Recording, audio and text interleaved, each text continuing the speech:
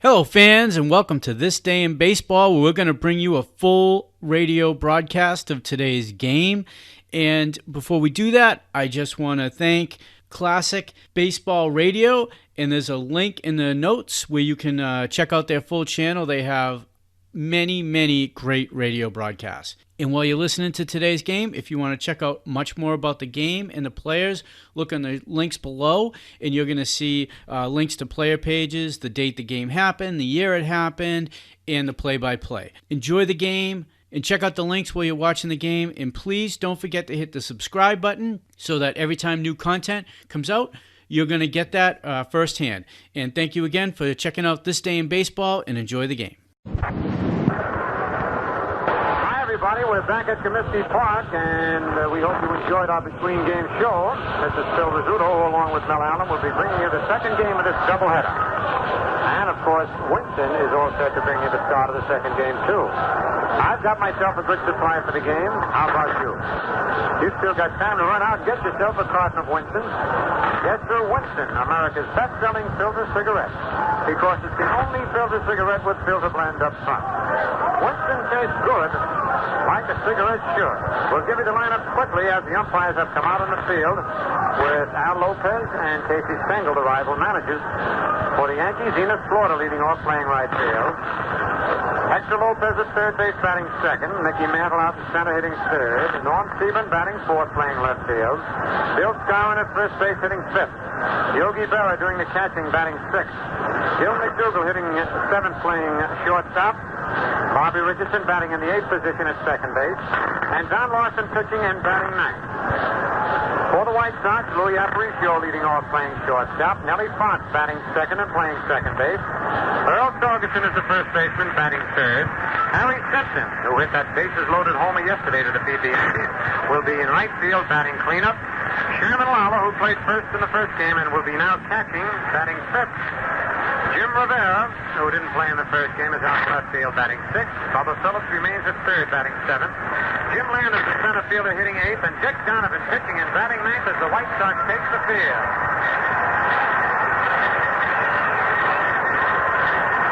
The umpires for the second game, John Flaherty calling balls and strikes. Frank Umont at first base, Charlie Berry at second, and Jim Honachek down at third. The White Sox won the first four games 9-2. And they really had their hitting shoes on in the first game. Al Smith had a homer. Sherman Lala a homer. Earl Batty a homer. And Bubba Phillips a homer. Jim Landers chipped in with a single that drove in 2 runs. For the Yankees, Norm Stevens' 2-run home in the 6th inning with Hector Lopez aboard were the only scores for the Yankees in that first game. We're awaiting the appearance of Dick Donovan.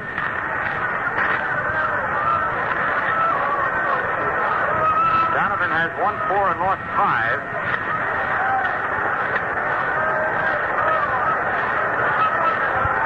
No decisions against the Yankees this year. His lifetime mark against the Yankees, he's won 8, lost 6. Wait a minute, that's 8 and 8.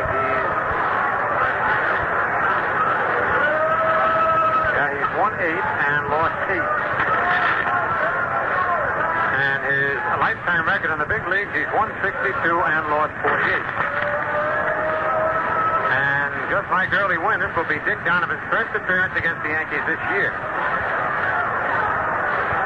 For Donovan, this is his 16th start. He's off to a slow start so far as win-loss percentage is concerned.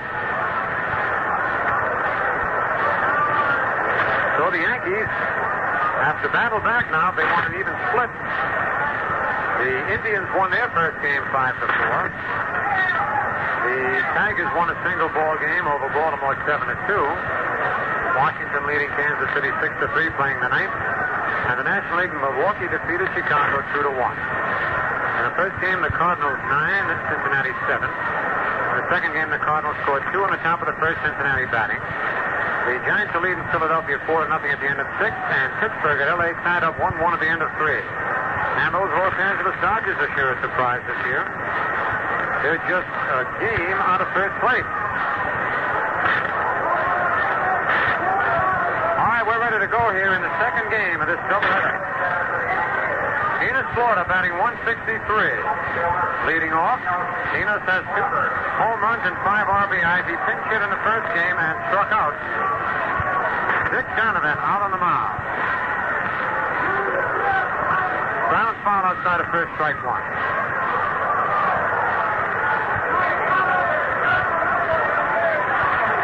Donovan is 6'3", 205 pounds.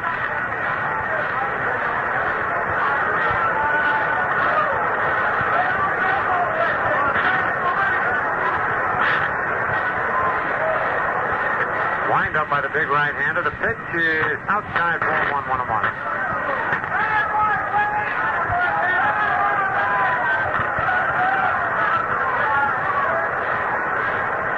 One ball, 1 strike, nobody out. Top of the first inning of this second ball game. Serve is low inside, ball 2-1.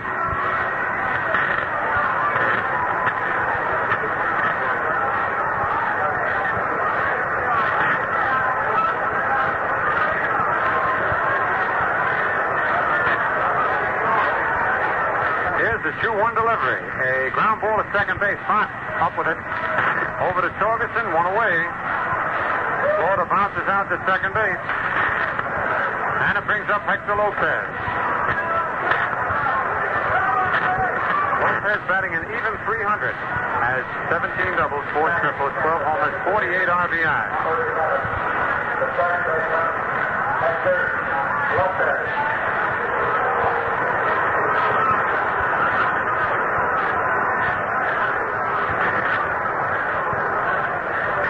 Here's Donovan's first pitch. It's a curve. Strike one called on the outside corner.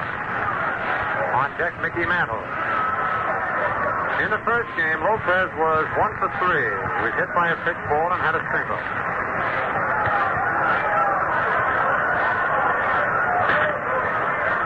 Donovan hides the ball behind his right knee while he's taking the sign. Curve is over. Strike 2 called. Nothing in 2 on Hector. Last time out, Donovan lost a heartbreaker. White Sox are winning 2-1 in the ninth against the Senators, and the White Sox infield came up with 2 errors, which they scored 3 unearned runs, and the Senators won it 4-2.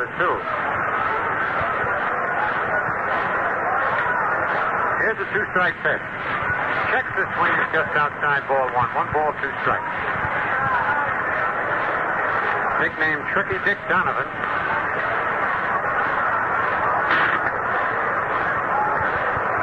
Last year won once against the Yankees, losing 3 times. All right, here's the 1 ball, 2 strike pitch. Outside, low ball, 2-2-2.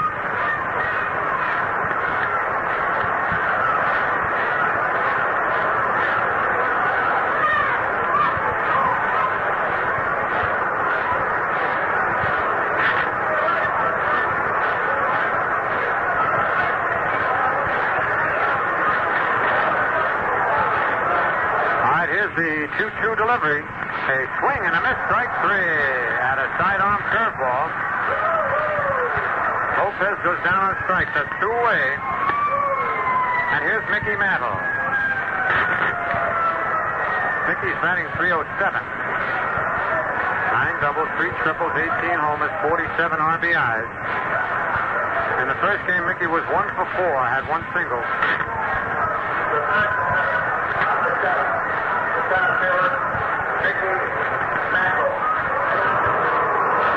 Donovan's first pitch is hit high in the air to left center field. Rivera waving everybody away. Has room. Under it. Makes the catch for out number 3. And for the Yankees, in the top of the first inning, no runs, no hits, no White Sox. There is nobody left to score at the end of 1 half inning of play. The Yankees nothing, and the White Sox coming to that. Say, fans, when a filter cigarette outsells all the others year after year, the way Winston does, it's just got to have something pretty special. Well, Winston has, and it's ahead of the filter, up there in the tobacco end. The pure white filter is just the beginning of your Winston, you know. And then comes Filter Blend up front. Filter Blend is an exclusive Winston development. It means tobacco specially selected and specially processed for filter smoke. And believe me, those tobaccos are delightfully mild and flavorful to begin with. So it's easy to see why Winston is America's favorite filter cigarette. Yes, sir, Winston tastes good like a cigarette should. It's America's best-selling filter cigarette. Pure white filter plus filter blend up front. That's Winston. Sure, you'll like Winston once you try them, and if you haven't, you got a treat in store for you. Out on the mound for the Yankees is Don Lawson. Don has won 6 and lost 1 this year. No decisions against the White Sox this year. Lifetime against Chicago, he's won 5, lost 7. Lifetime in the big leagues, 55 wins, 51 defeats. This is the first time that Don Lawson is appearing against the White Sox this year. First batter for the White Sox, number 11. Shortstop,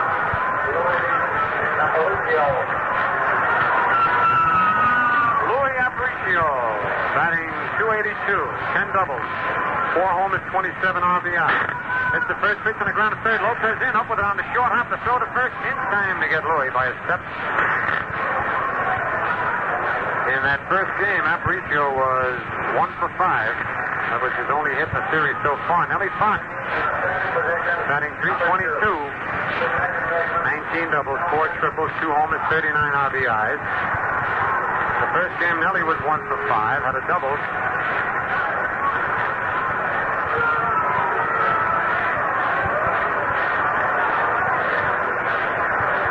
Sun is starting to shine again.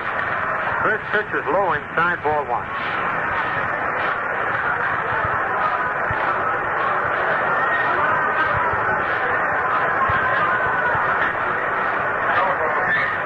One ball, no strike. Here's the pitch to Fox. He takes it low inside, ball 2, 2-0. Lawson pitching with a no wind-up delivery. Tony Cuccinello coaching at third, and Don Gutteridge down at first for the White Sox. 2-0 pitch is strike 1 called on the outside corner.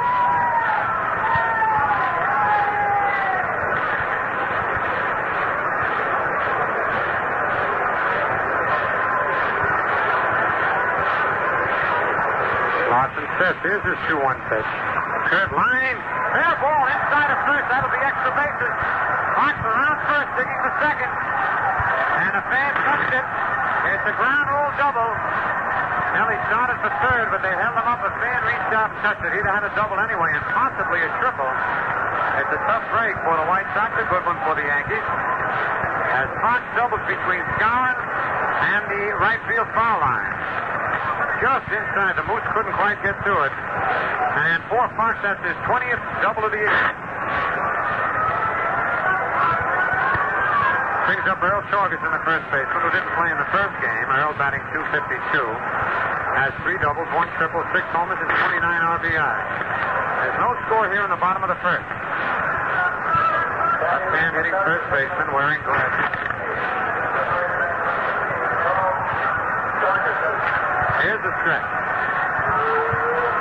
Pitch is low, ball 1.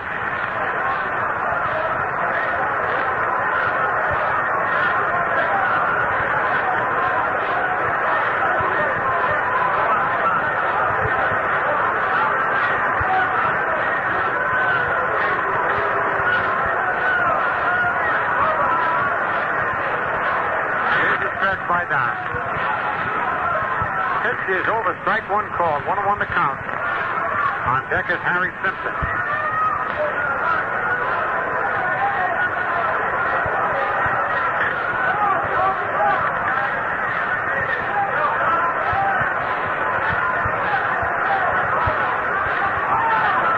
One ball, 1 strike, 1 out. Fox leading off second. Low curve, gets away from Yogi, rolls back to the wall. Fox at second, round third, and holds up. It's a wild pitch charged to Don Lawson, a curveball that broke in the dirt. Nellie Fox came storming around third, but the ball bounced off the wall. Back to Yogi. And with Lawson covering the plate, Fox hustled back to third. So now the Yankee infield is coming in. and try and cut off this run at the plate if they can. 2 balls and 1 strike on Corbin. 1 out. No score in the bottom of the first.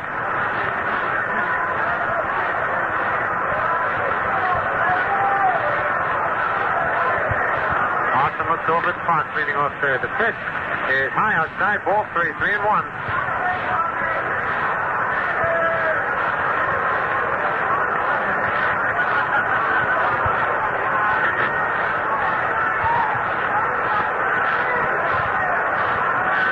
And 1 strike to count. Pitch is low outside, ball 4. He walked him. First walk given up by Don Lawson, and here comes Harry Simpson.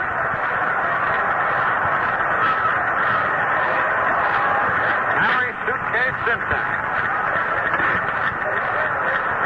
Simpson didn't play in the first game. He's batting .250, has 5 doubles, a triple, 3 homers, 12 RBIs.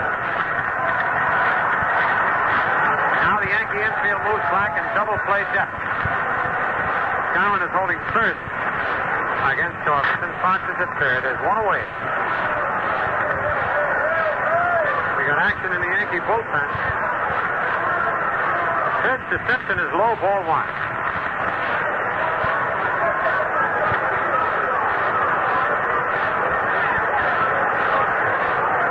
Jim Bronstad is up in the Yankee bullpen.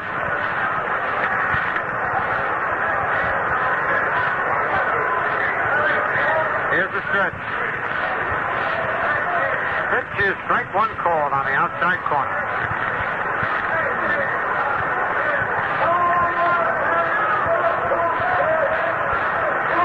One the count on Simpson. On deck, Sherm Lala. Lawson stretches. Fastball is over, strike 2 called. 1 ball, 2 strikes.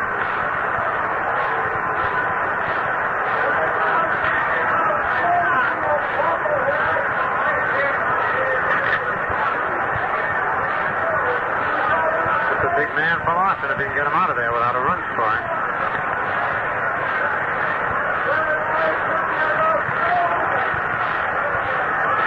Here's the stretch. Doggy off first, Fox off third.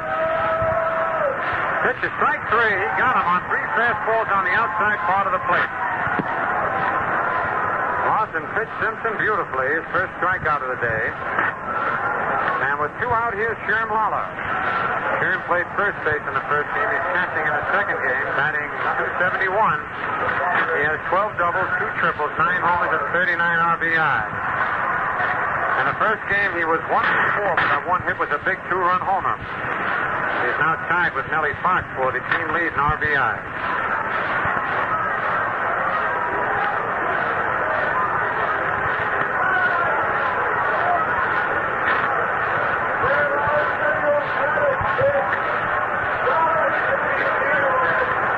Two men are out. Runners at first and third. No score in the bottom of the first.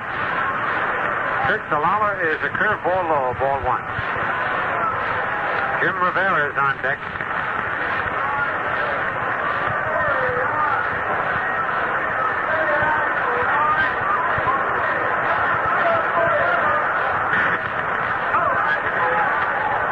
Lawson sets. His pitch is down foul outside of third over in the White Sox dugout.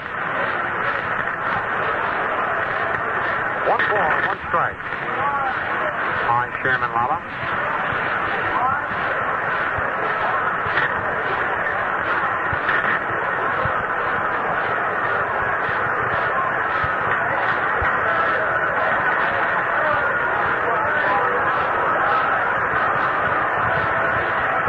One to count. Here's the stretch. Low curve in the dirt, picked up by Yogi. 2 balls, 1 strike. Ronstadt continues to heat up in the Yankee bullpen out in center field.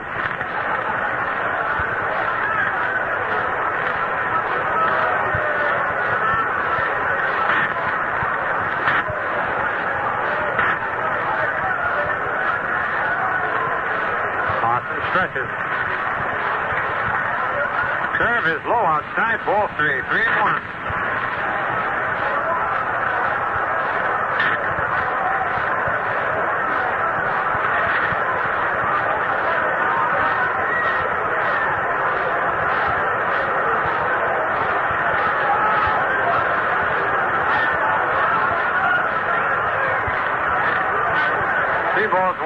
Here's the stretch.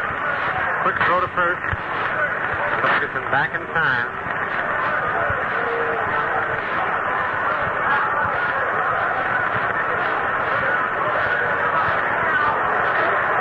Three balls, one strike, two out.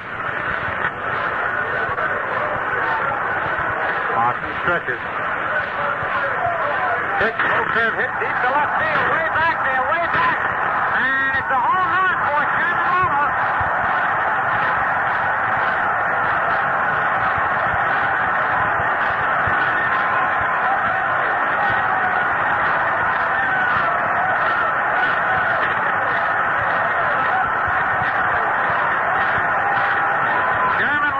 His 10th home run of the year, and now takes the lead in RBIs for the White Sox with his 42nd RBI of the year. He had 39, drove in 3. The White Sox lead 3-0 here in the bottom of the first. And the batter, Jim Rivera, the left fielder. Rivera batting .286, didn't appear in the first game. Has 6 doubles, 3 triples, a homer, and 7 RBIs. Takes the pitch over, strike one call. Lala hit a curveball that time. And as you can well see for yourselves how the ball is carrying with those 5 home runs in the first game. Didn't seem to be hit too well, but it went back into the lower stands in left field. The one strike pitch is high, ball 1-1-1. Bubba Phillips on deck. 3-0 the White Sox lead. They won the first game 9-2.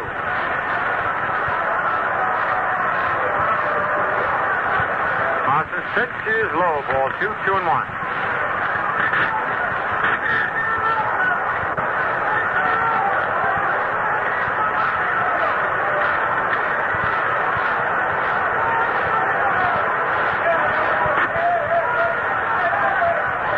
Two balls, one strike. Fastball is hit through the middle. McDougal can't get it. It's a base hit out in center field. Rivera around first, starts the second, then comes back as Mantle throws the ball into Richardson. It looked like Rivera might try. Then came hustling back as Mickey rifled a shot into second base. That's the third hit off Lawson. Here comes Casey Stengel.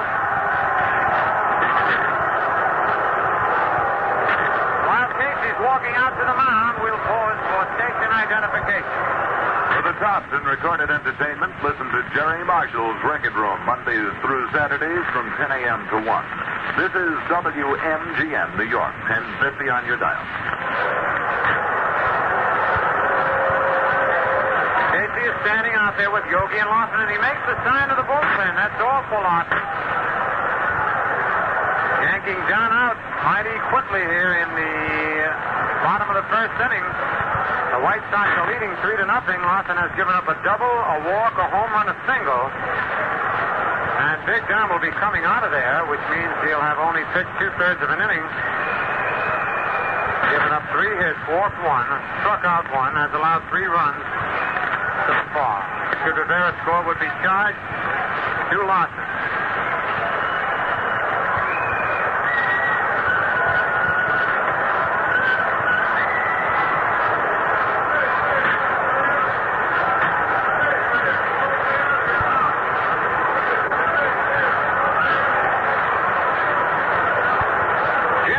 Is coming on. Youngster who has pitched real good ball for the Yankees.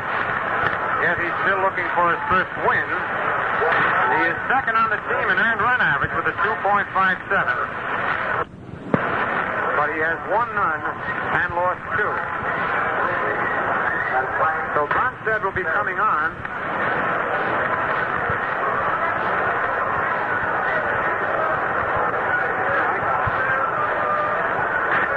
Jim is coming on a warm-up. Lawson leaves the mound.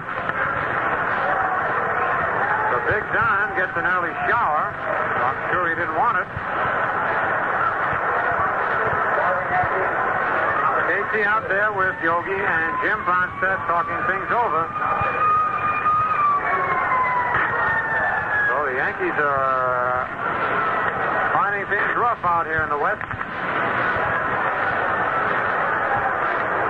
And after this game, the Yankees will leave tomorrow morning for Milwaukee, play an exhibition game tomorrow night, then go to Baltimore for 3 night games before returning home for that big holiday weekend of baseball, the 4th of July weekend, with those surprising Washington Senators, who today defeated Kansas City 7-3.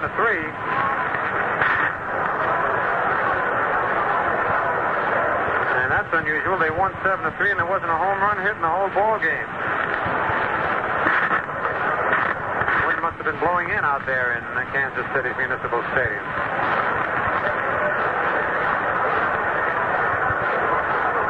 But they'll have the league-leading home run hitter. Matter of fact, the both leagues, Armin Killebrew was 26th. And Bob Allison was 20. Jim Lemon was 17. Roy Stevens, who hit one last night and is getting back in a good shape. So they've got 4 real sluggers in their lineup. And they'll be in Yankee Stadium Friday night. A 4th of July doubleheader starting at 2 p.m. and another game on Sunday. Jim Bronstedt, 6'3", 196 pounds, from Fort Worth, Texas. This is his 8th appearance of the year. And it's his 2nd appearance against the White Sox. He started against them back on June 18th. Quick throw to first, and Rivera's back as the fans are hollering, "Go, go, go." And Rivera was ready to go. Rivera has 5 stolen bases. Here's the stretch. Quick throw to first, and he dives back again head first. Rivera loves to slide on his stomach. Moose fakes throwing the ball back, then tags Rivera, but Jim stands on the bag. Bubba Phillips batting .278. In the first game, Phillips was 2 for 4, a single and a homer. The pitch is fouled back out of play, strike 1.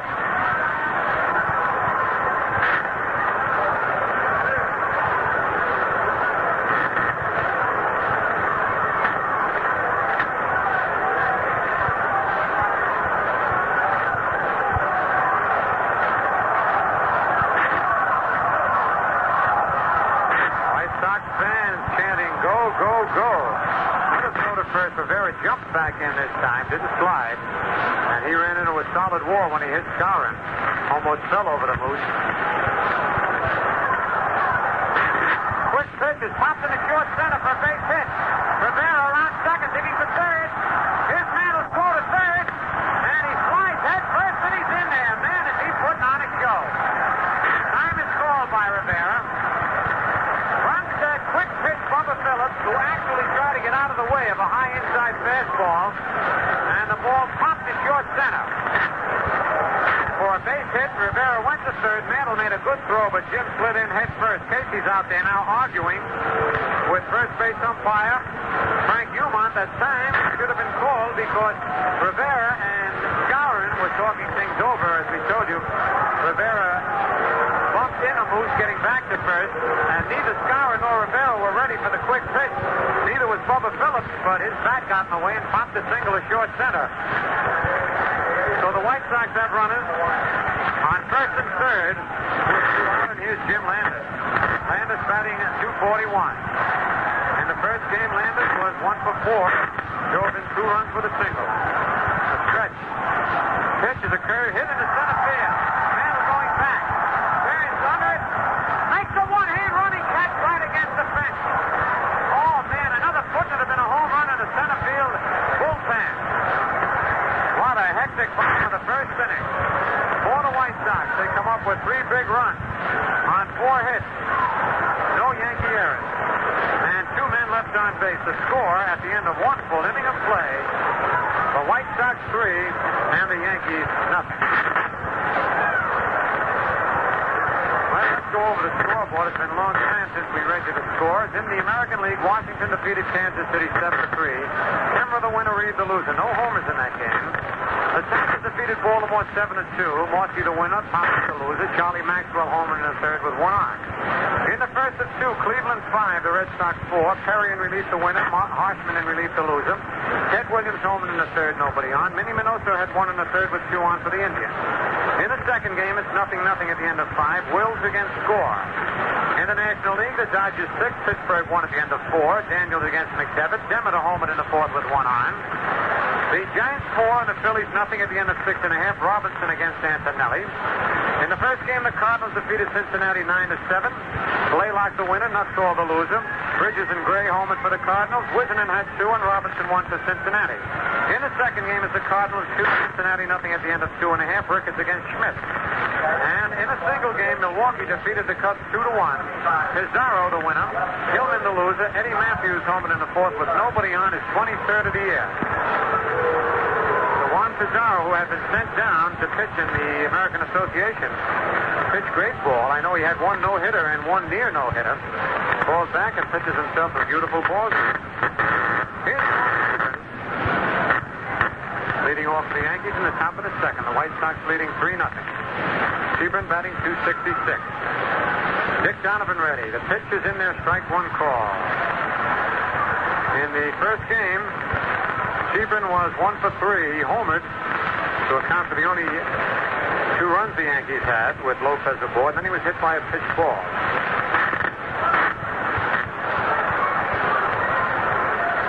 The 1-strike pitch to Sebring is foul to the left of home plate, strike 2.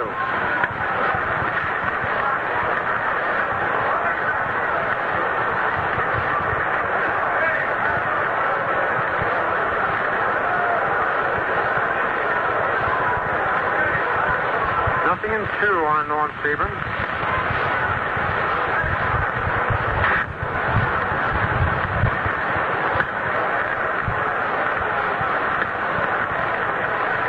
Donovan ready. The 2-strike pitch is a curve low, ball 1. Tricky Dick Donovan out on the mound for the White Sox.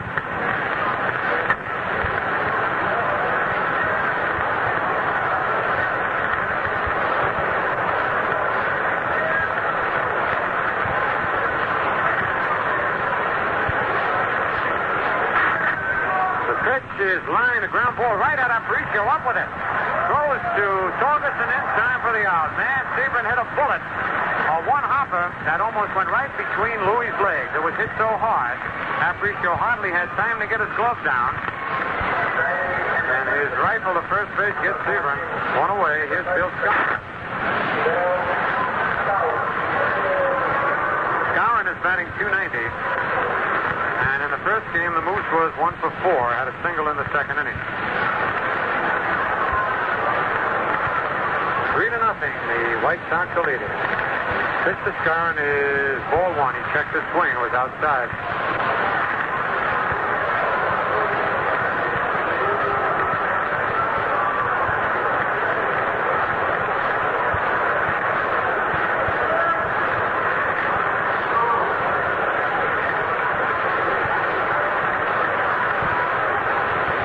The 1-0 pitch is low, ball 2, 2-0.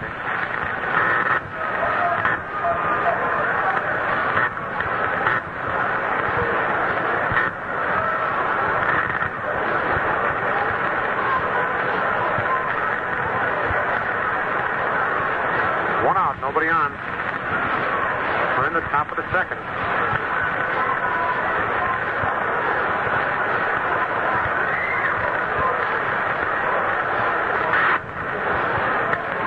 Pitch is lined to right field. A base hit for Skowron. Simpson fields it on 1 hop, and Moose is on with a line single to right. That's the first hit off Donovan. And it brings up Yogi Berra. Yogi batting .244. In the first game, Berra was 2 for 4, had 2 singles to right field. Yogi had 7 doubles, 1 triple, 7 homers, and 26 RBI. This is one of the few times that Yogi has not been picked on the All-Star team, either the first or the second team. 1 away. Torgerson playing in back of Skowron, not holding him on. Here's the stretch. The pitch to Yogi is low, ball 1. It was a curve inside and low.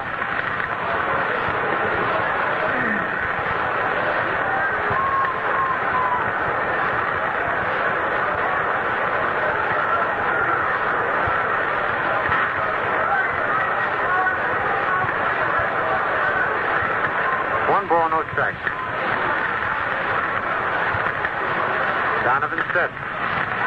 Pitch is low, ball 2, 2-0.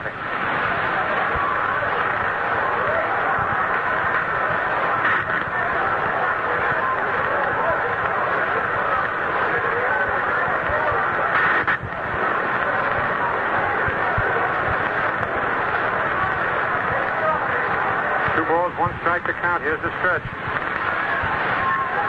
Pitch is high, ball 3, 3-0. One out. Donovan getting himself in a jam here. Skowron singles, and he has a 3-0 count on Berra. The White Sox lead 3-0. We're in the top of the second inning. White Sox won the first game 9-2. Here's the stretch by Donovan. Pitch is low, ball 4.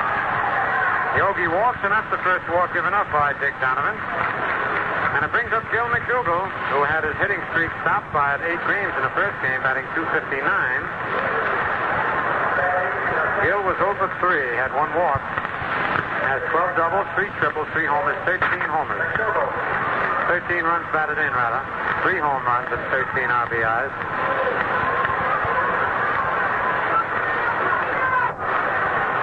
Skowron at second. Berra at first, 1 away. On deck, Bobby Richardson. Here's the stretch by Donovan. Pitch is a curve hit on the ground, is short. Aparicio to Fox for 1, back to first. Double play. A double play from short to second and first. The 63rd double play for the White Sox and for the Yankees in the top of the second. No runs, 1 hit, no White Sox. There is 1 man left. Score at the end of an inning and a half. The White Sox 3 and the Yankees nothing. Winston tastes good like a cigarette should because there's filter blend up front. Up front ahead of the filter. And the flavor you get in a Winston cigarette comes from filter blend. Filter blend means fine tobacco. Filter blend up front. And the flavor you get in a Winston cigarette comes from filter blend. Filter blend is a mighty good reason for you to smoke Winston because it means tobacco specially processed for filter smoking. A Winston secret. You get Winston's own pure white modern filter plus the rich, delightful flavor of fine tobacco. There's filter blend up front. Up front ahead of the filter. And the fun you get in a Winston cigarette comes from filter blend. And makes Winston taste good like a cigarette should. Winston tastes good like a cigarette should.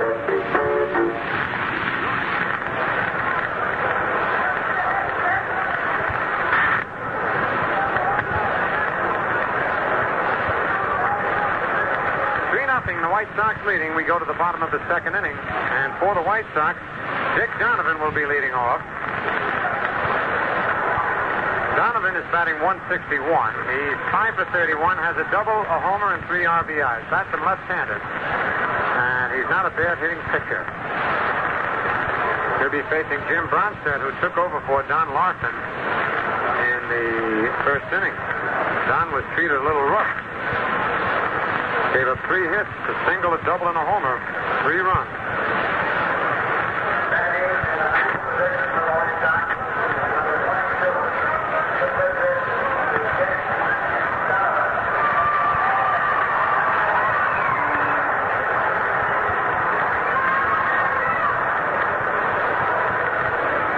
All right, Jim Bronstedt ready. His first pitch is hit on the ground. Fair ball inside first down the right field line.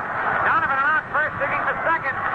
Slaughter up with the ball, and Donovan's in with a double. And that's the second one that has been hit between Skowron and the right field foul line. A double just inside of first base. Hit number 2 of Bronstedt, and for Donovan, that's his second double of the year.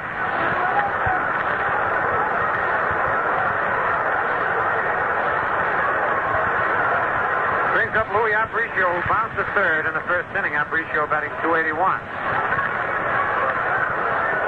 And the Yankee infield, with nobody out, will be looking for the possible sacrifice. Here's the stretch by Bronstedt. Aparicio takes it high inside ball 1. He was ready to bunt.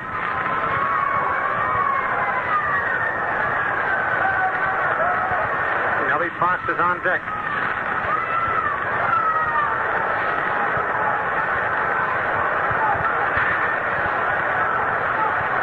Again, the stretch. Pitch is hit on the ground, and Richardson over to his right. Up with it goes to Scour, and in time to get Aparicio. Moving the third is Donovan. Louis did his job. He bluffed the bunt and tried to hit it by Richardson, but didn't hit it good enough. And now Donovan is in scoring position with one away at third base.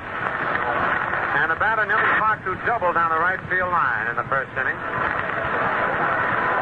Fox batting .324. Infield's in for a play at the plate.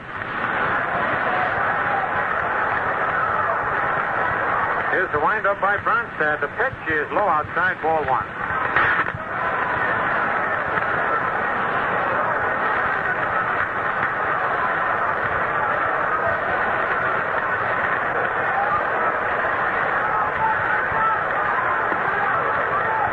Right-hander into the windup.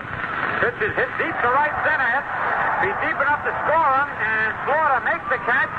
Donovan tags up and easily comes on to score as Fox almost had himself another extra base hit. He hit a long fly to deep right center field. Another big high for game 4-0. And for Nelly Fox, that's his 40th run batted into the year. He's 2 behind Sherman Lawler. Here's Earl Torgerson, who walked and scored in the first inning. Torgy batting .252. 2 men are out, nobody on. Bronstad's first pitch is a curve way outside, ball one. The White Sox have certainly been playing heads-up ball in both these games. The Yankees have had a few lapses.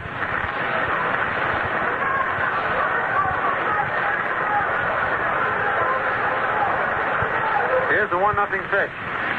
Inside and low, ball 2, 2-0.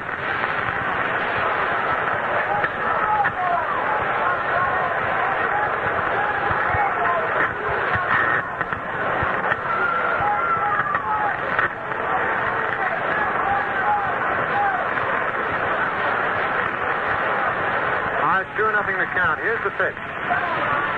Outside and high, ball 3. 3 balls, no strikes.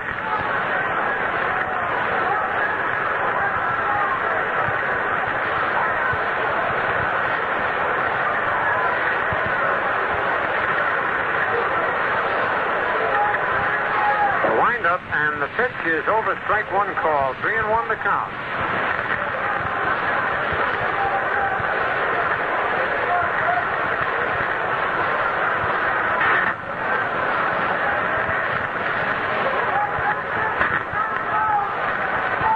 Bronstad's ready. Here's the 3-1 pitch. A swing and a high fly to straightaway center field. Mickey Mantler's back.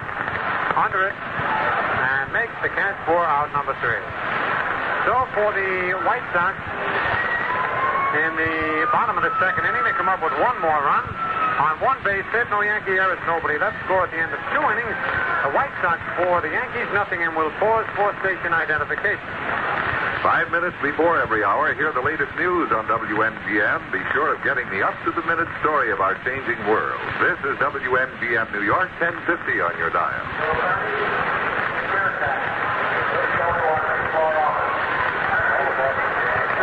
Get America's most popular filter cigarette by the carton. And then you'll always have plenty of Winston's on hand to enjoy. No sense running out. Friends, we'd like to tell you once again about the 3 easy ways to obtain your tickets for upcoming Yankee home games. You can buy them over the counter any day of the season, including Sundays, at the Stadium Advance Ticket Office, open daily from 9 to 5 p.m. The popular Yankee Grand Central Ticket Office is open Monday through Saturday from 8:30 a.m. to 6 p.m. And you can order now by mail.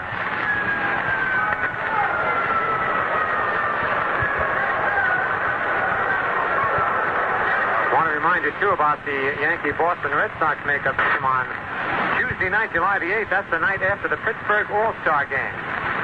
And we're hoping that Ted Williams will make his first stadium starting appearance of the season that night. And Ted Williams hit another homer today. Looks like he's got his batting eye back, and it's always a big event when the Yankees face the Boston Red Sox. All right, here's Bobby Richardson ready to go for the Yankees. In the top of the third, the White Sox lead 4-0. Richardson batting 2-0-2.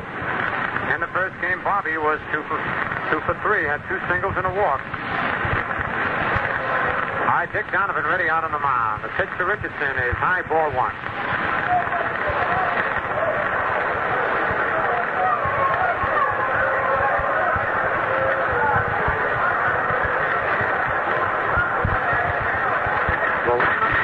Is a curve high, ball 2, 2-0. 2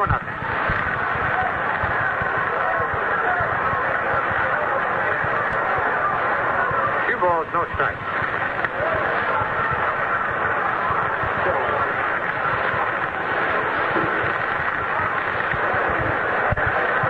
Fastball is over, strike 1 call. Ralph Terry is loosening up for the Yankees out in the bullpen. Bronstad is due to be the next batter. Looks like Casey will be going to his pinch hitters.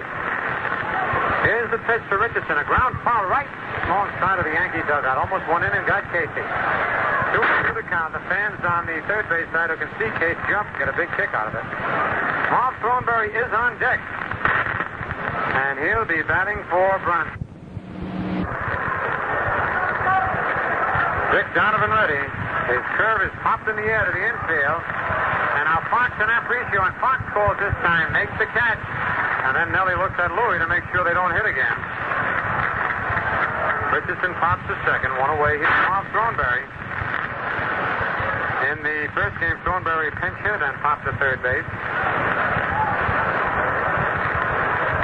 Batting .214.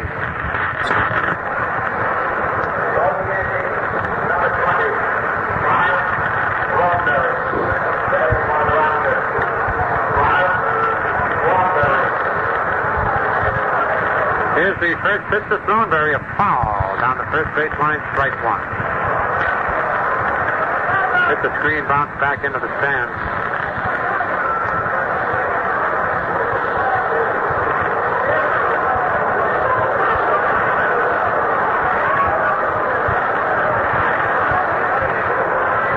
One strike on Thornberry.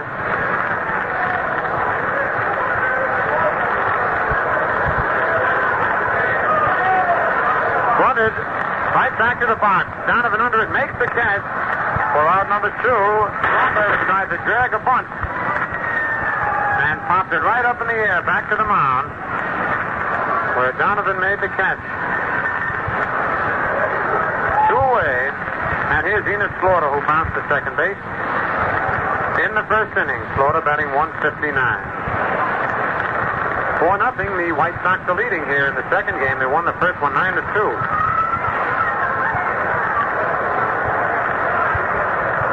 Pitch to Slaughter is over, strike 1 call. Having a pitcher's battle out there in Cleveland.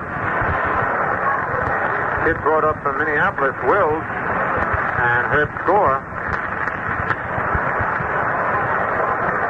Curve is a swing and a miss, strike 2. Slaughter went all the way around.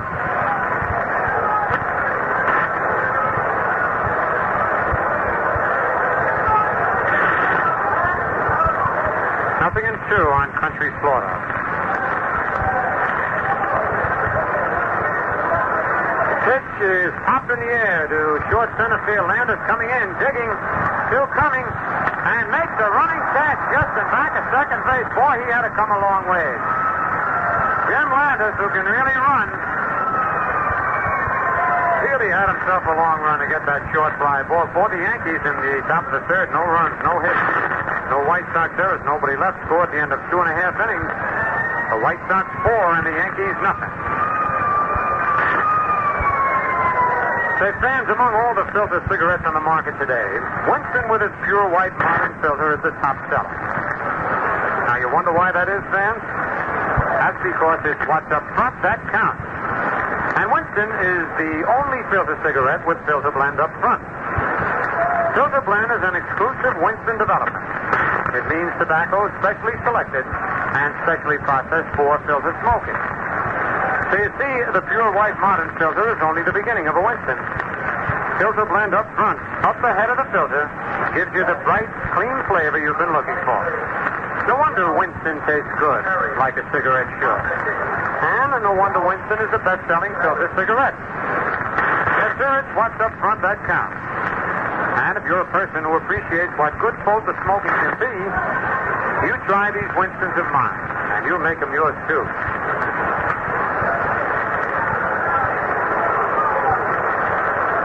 And right now, Ralph Terry is coming in to be the third Yankee pitcher. Jim Brownstein was in there for an inning and a third. Gave up 2 hits, didn't walk anybody, didn't strike out anybody, and allowed 1. With the White Sox leading 4-0, they'll be sending up Harry Simpson, Sherman Lawler, and Jim Rivera. Young Ralph Terry, who is hoping to earn a starting berth with the Yankees, came from Kansas City, started a couple of games, didn't go too well. Casey has put him in the bullpen. That's the way Casey works it. And as soon as the youngster has had enough experience and gets on the beam again, he'll be back and starting role.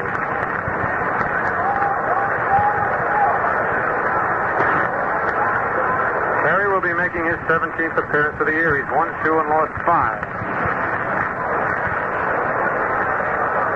Right-hander.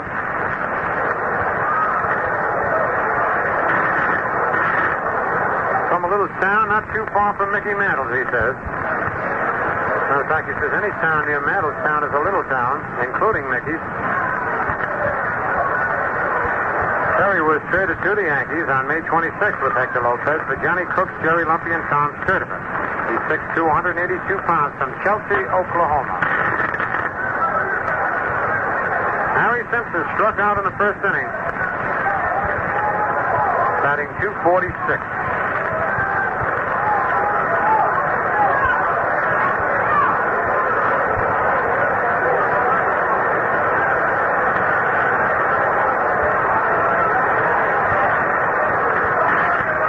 Terry's first pitch is a curveball that's over strike 1 call.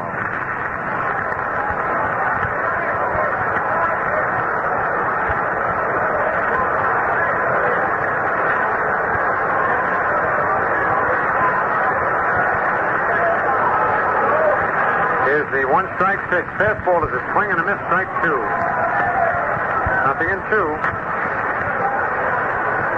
Ralph goes to the Rosenberg again.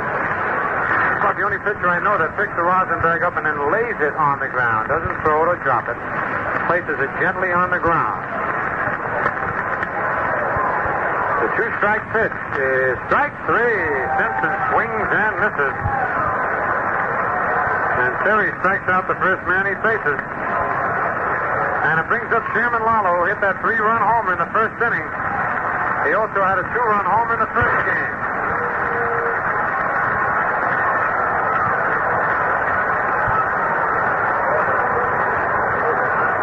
Now has 10 homers on the year.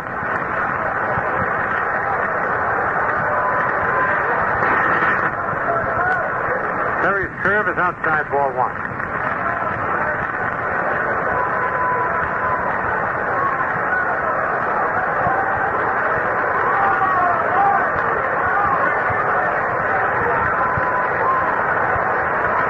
One nothing pitch. Change-up is just outside ball 2. 2-0.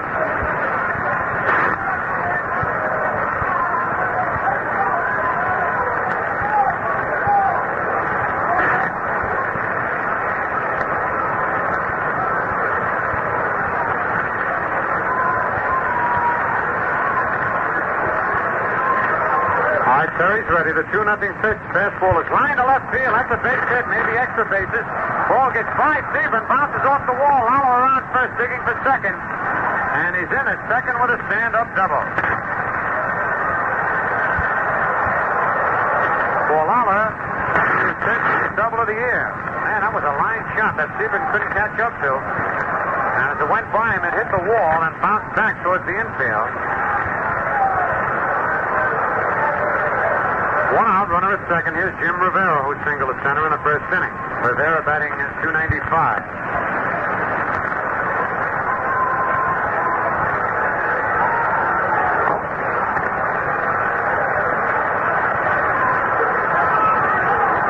White Sox 4 and the Yankees nothing here in the bottom of the third.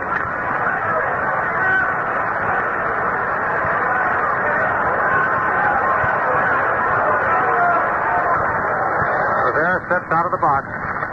Terry took a little bit too much time out on the mound.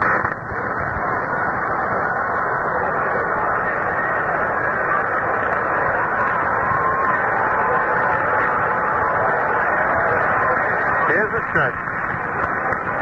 Curve is hit high in the air to right field. Not too deep. Slaughter's there. Lawler's tagging. Slaughter makes the catch. Lawler's going. Slaughter's throw in a third. Not nearly in time. And Lawler comes in with a stand-up advance from second to third on Rivera's fly to right field. That's 2 away. And here's Bubba Phillips, who singled to center in the first inning. Bubba batting .281.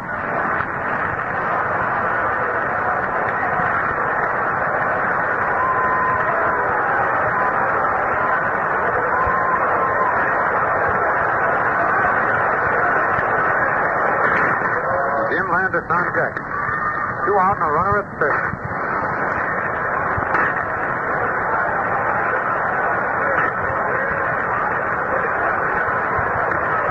Terry's first pitch.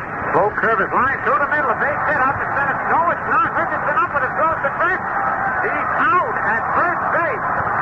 Holy cow. I wonder if Terry slowed that ball down a little bit.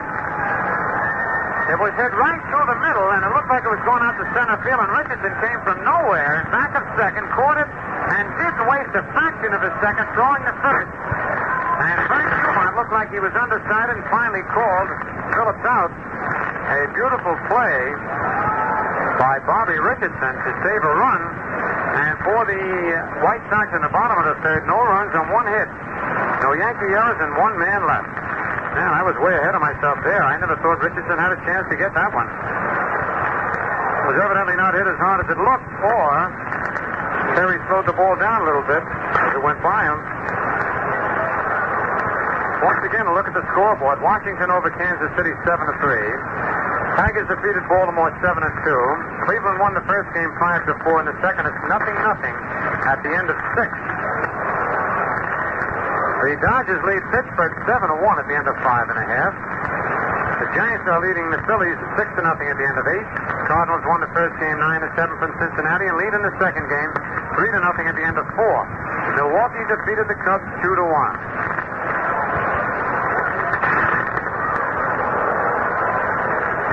Joe Ripley informs me that the official scorer said that ball did not hit Terry's glove. So it's just second to first. Well, that certainly did. All right, Hector Lopez is the leadoff hitter for the Yankees here in the top of the fourth with the White Sox leading 4-0. Lopez struck out in the first inning. Batting .298.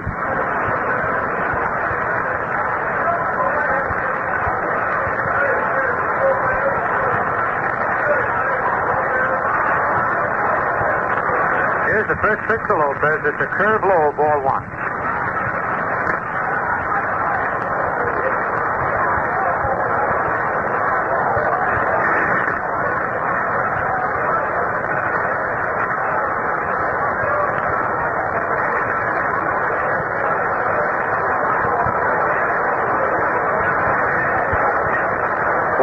Strikes to count. Fastball is outside, ball 2, 2-0. Mickey Mantle on deck.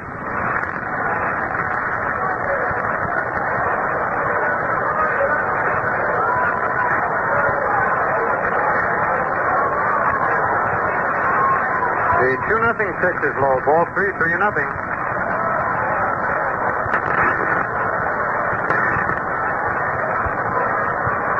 Lopez has plate umpire Flaherty look at the ball. He doesn't, throws it out of the game.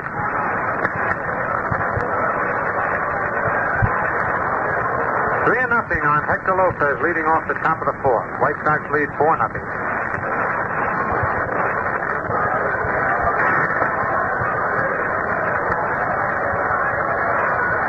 Fastball is over, strike 1 call. Lopez started for first base, and the fans get on him a little bit. 3-1 the count.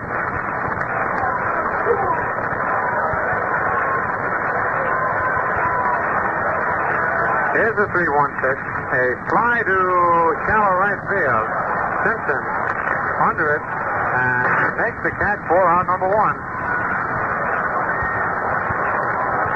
One away, here comes Mickey Mantle. Mickey flying to left center in the first inning, batting .306.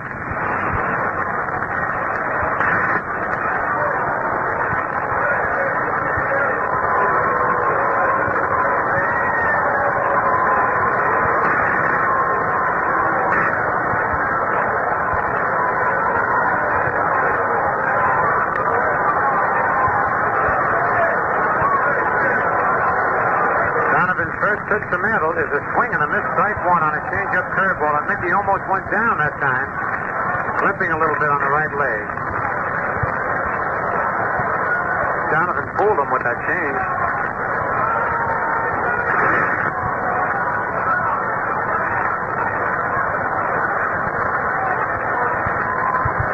A one-strike pitch is inside, and Mickey almost went down again, just trying to get out of the way of that pitch. Doubleheader might be a little bit too much for Mickey's bad leg. On the first one, he swung, but this one, he just tried to get out of the way, and the leg caved in a little bit. Didn't go all the way down, but you could see him start going down. That's the way Patterson must have started when Johansson hit him with that mysterious right hand. 1-1 on Mickey. The pitch is fouled back. Strike 2. 1 ball, 2 strikes. Quite obvious that Mickey is in a little bit of pain. And the leg is a little tender. 1 ball, 2 strikes. But he's a fellow who can get out of a ball game no matter how badly he's hit. He loves to play. All right, here's the 1 ball, 2 strike pitch. He starts the bunt, takes it, ball 2, 2-2.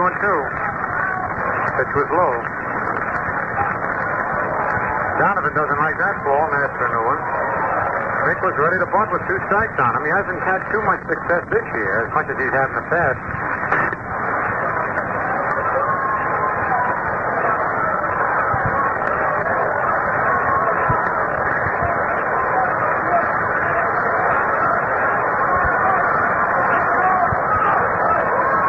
Two strikes and 1 out.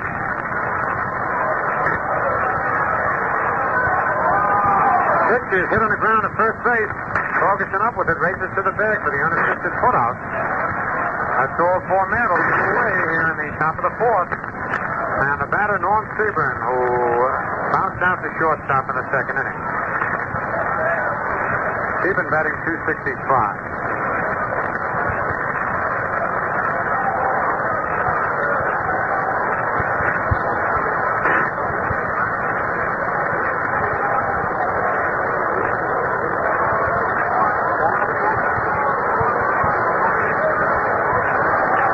2 men out, nobody on here in the top of the 4th. White Sox 4-0. There's a swing and a miss, strike 1 at an inside curveball.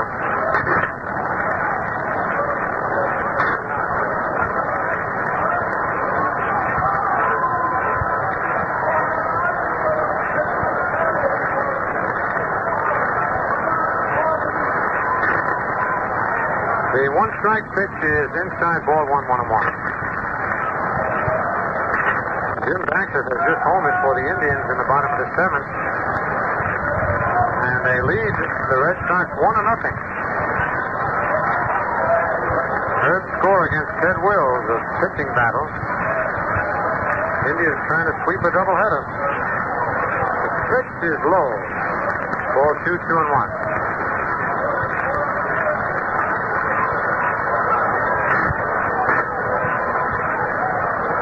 2 balls, 1 strike, and 2 outs.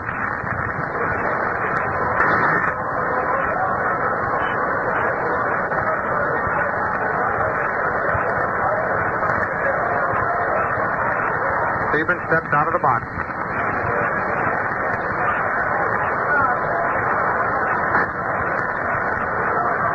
Now he back in, ready to go. 2 out, it's 2-1 count on him.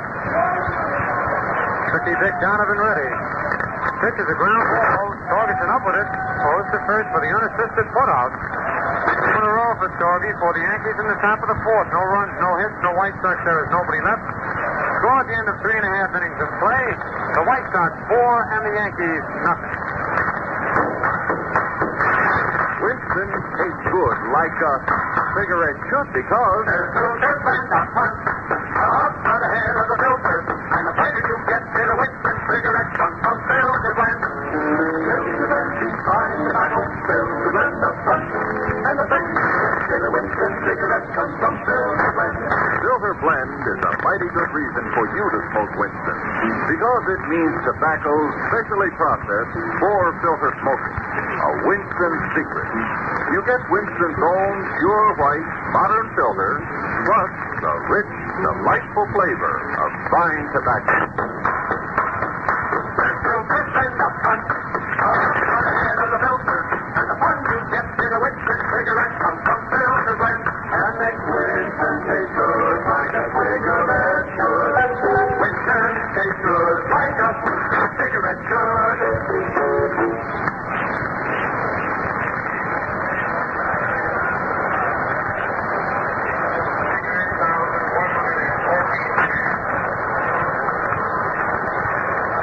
Before we get ready to go in the bottom of the 4th, the official paid attendance was just announced, 42,121.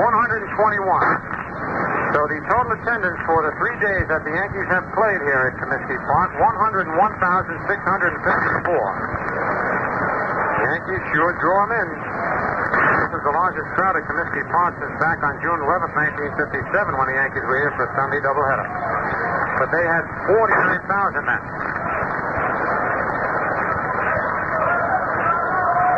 Jim Landis takes the curve low, ball 1.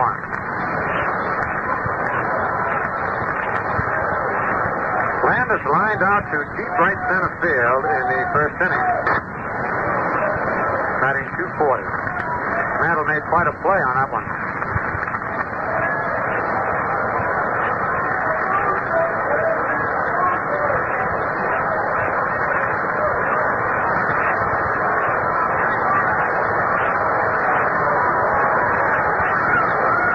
The 1-0 pitch is fouled on the right field line, curving back into the stands out of play. 1-1 to count.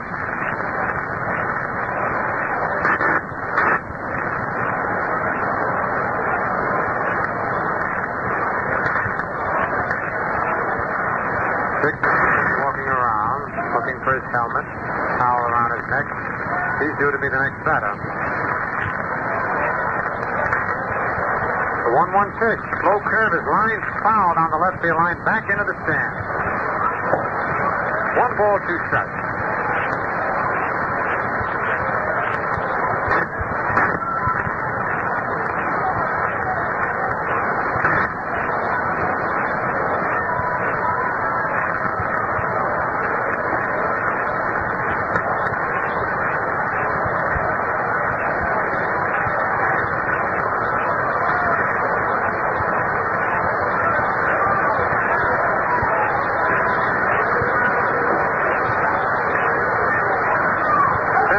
Back to the box on 1 hop. Perry up with it. Over to Scow, and it's 1 away.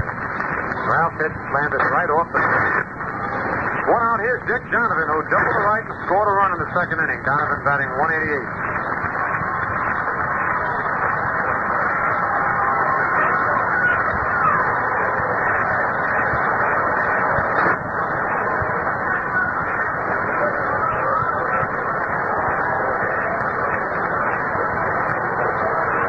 Nobody on. Left-hand hitting pitcher.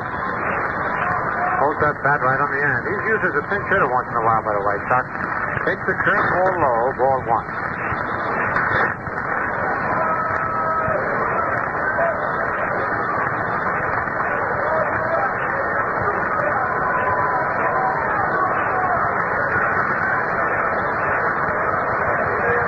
Nothing pitch. Another curve is a swing and a miss. Strike 1. And all the way around on that one.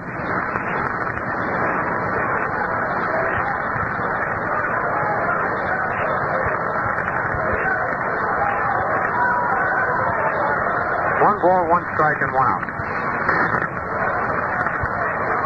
Fastball is in there, strike 2. It was a quick pitch. Donovan definitely wasn't ready.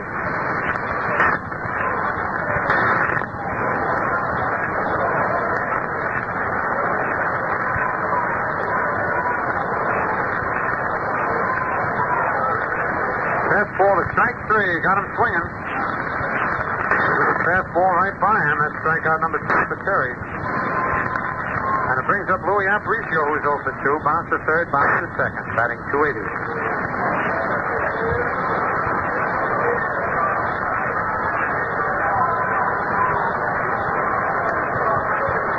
Two out and nobody on.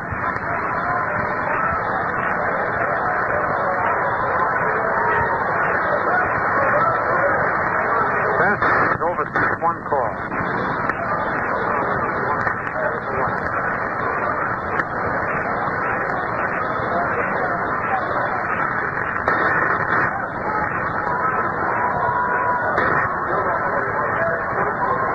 Fastball inside. Ball 1, 1-1.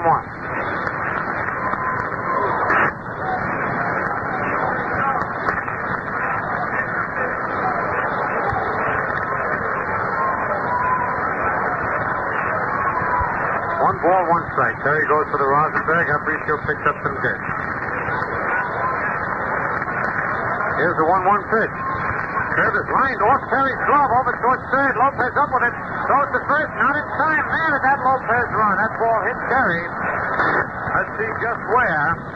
There was a line through the box, and Terry got either his glove, his elbow, or his wrist on it, and it carried towards third base, but Aparicio beat it out. It's an infield single. Yogi and Lopez are out talking with Terry. Terry's not rubbing, so we can't tell where it hit him. He either got his glove on it or part of his arm. 2 out, Aparicio at first. Here's Nellie Fox, who's 1 for 1. Double a right, scored a sacrifice fly in the second, a drive in another. Batting .324. 2 out. White Sox 4, Yankees nothing. Bottom of the 4th. And Aparicio, who leads the league in stolen bases with 21, is leading off first. First pitch is a strike in the outside corner. Man, Louis had a running start that time. I wondered why he didn't go. Changed his mind at the last second.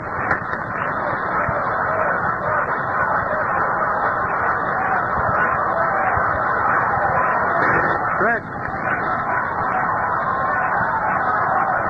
Pitch is fouled down the third baseline out to left field. 2 strikes. Aparicio taking a big lead, and Terry pauses enough to have him stop. He hasn't thrown over there.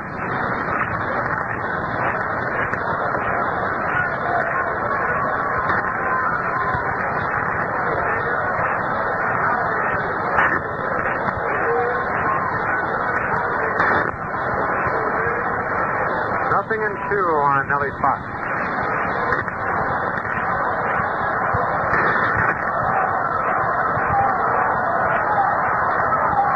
Here's the stretch. Pitch is line to left field, a base hit. Stevens up with it. Man, that's Fox has certainly come out of his slump against the Yankees.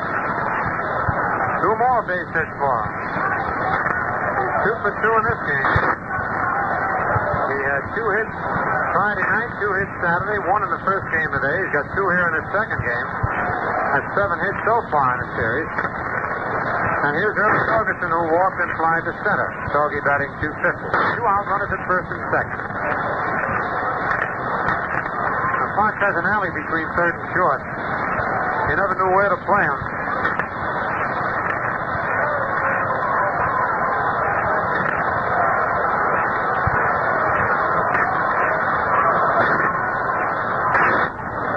Stretch by Terry. Curve is strike 1 call. The changeup floats over the outside corner.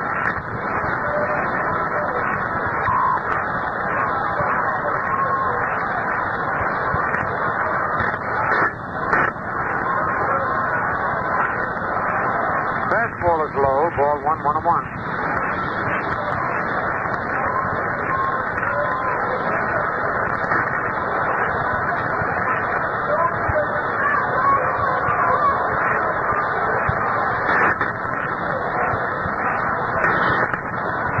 count.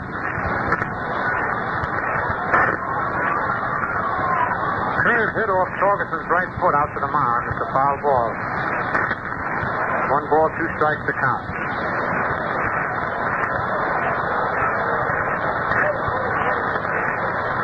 Flaherty looked at the ball. It's all right. Shoe polish must have worn off in their second game.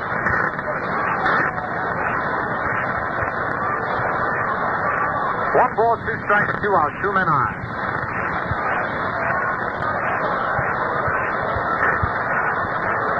I think the Yankees have seen enough of Fox this game in all year. He's really had a year against the Yankees.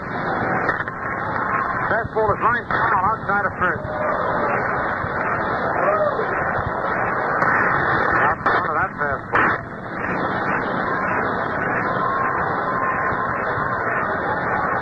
I don't know whether it's starting to cloud up or the sun is slowly in the west. What does it say? Both.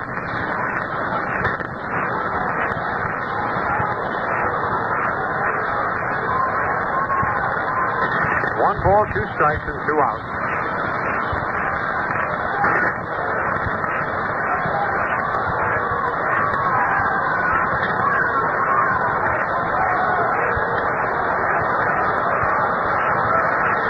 Aparicio at second, Fox at first. They can run. There's the stretch. Pitch is strike 3. Got him swinging. Third strikeout for Terry. And for the White Sox, fourth runs on 2 base hits. No Yankee errors, 2 men left. The score at the end of 4 full innings, the White Sox 4, the Yankees nothing. And we pause for station identification. 5 minutes before every hour, hear the latest news on WMGM. Be sure of getting the up-to-the-minute story of our changing world. This is WMGM New York, 1050 on your dial. Quick look at the scores. Washington defeated Kansas City 7-3. Detroit over Baltimore 7-2. In the first game, Cleveland 5, Red Sox 4. In the second game, Cleveland 1, Boston nothing at the end of 7.5. And the National League, Dodgers 7, Pirates 1 at the end of 6.5. Giants shut out the Phillies 6-0. Cardinals won the first 9-7, lead the second 4-0 over Cincinnati. And in a single game, Milwaukee defeated the Cubs 2-1. And now Milano will be over in just a few seconds.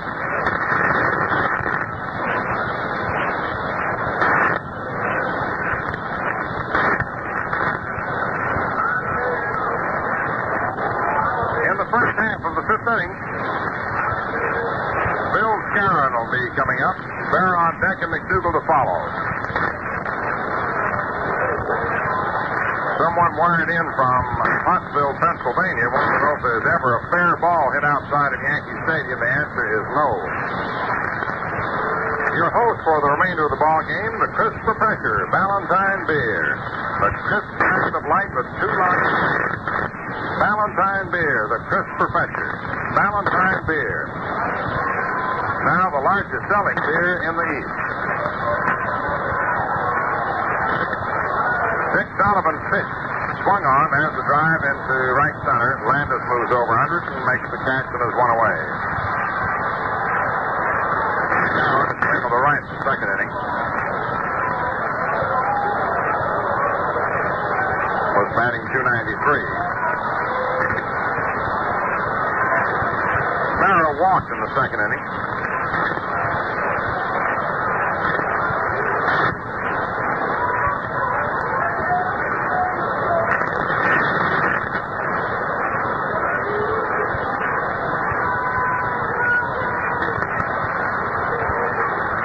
Strike 1.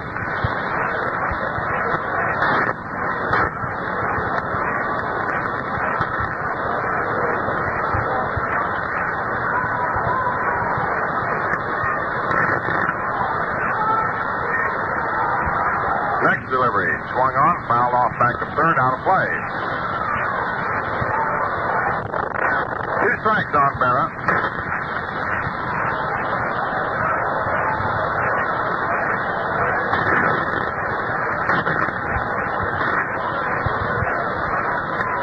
Bobby Camp loosening up in the bullpen.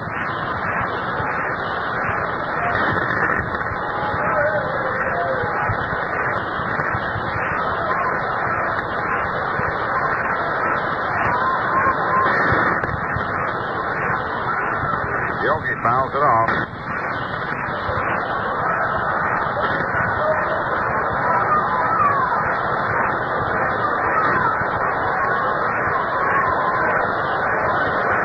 A two-strike count.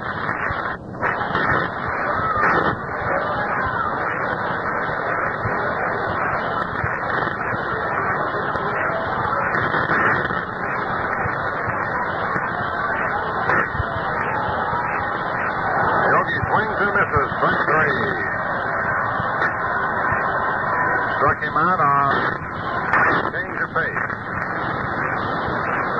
Yogi's been striking out a lot more this year than he ever has.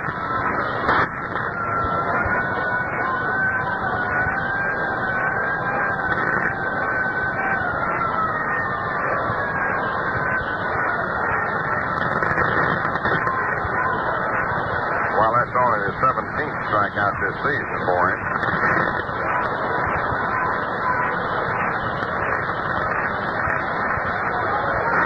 McDougal steps up, grounded to short into a double play in the second inning. Batting .258. Dick Donovan's delivery. Low, ball one. Donovan has retired 9 in a row since the second inning when the Yankees, the only so far together, a single by Pizarro on the walk to Yogi and Gilded in a double play down the inning. The only two men have reached base. The 1-0 pitch. Swung on and fouled off to the left of the plate. Strike one. 1-1.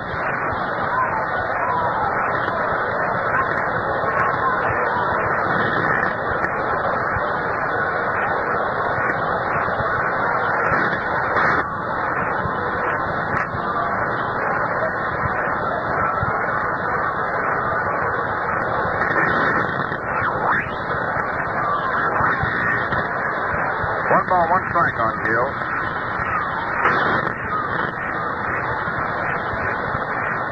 Yogi struck out last year only 35 times the whole year. And what did I say a little while ago? It's like 17 so far this year.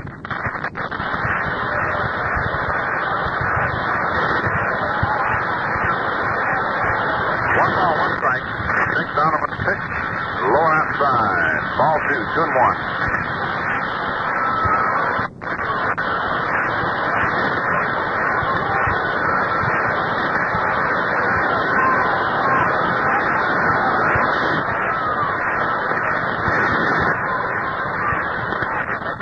And the next pitch. Swung on and fouled to the left of the plate. 2-2 count on McDougal. Cleveland leads Boston 1-0 going to the 9th inning. They hold that one. It'd be a great big doubleheader for the Indians. The Yankees pull this one. They'll be 4 games behind the Indians.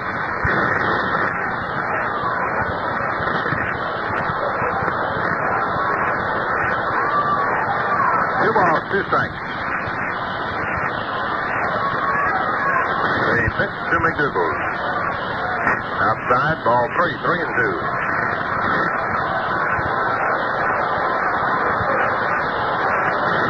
Funny how teams have had the sharp dips and sharp rises this year. The payoff pitch is low outside for ball 4.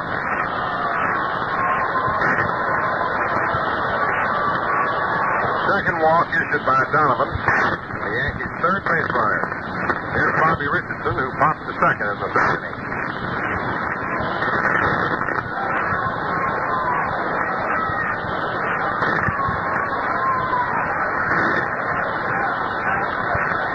Outfield straight away.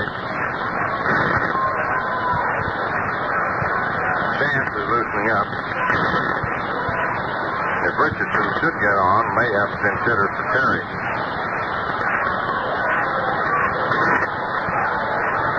The manager Bobby swung on to one hopper to Phillips. Phillips throws on over to Torgerson, the side's retired. Richardson out third to first. No runs, no hits, no errors, 1 left on to end 4.5 innings. Chicago 4 and New York nothing. Right now, here's a popular song from Pretty Joe of Columbia Records.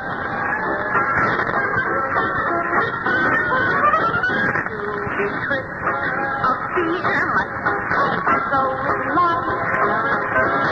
With lager flavor, right, so it's right. Lively golden, crystally clear, crisply pressure. Valentine beer. It gets cold beer. Hey, it gets Valentine.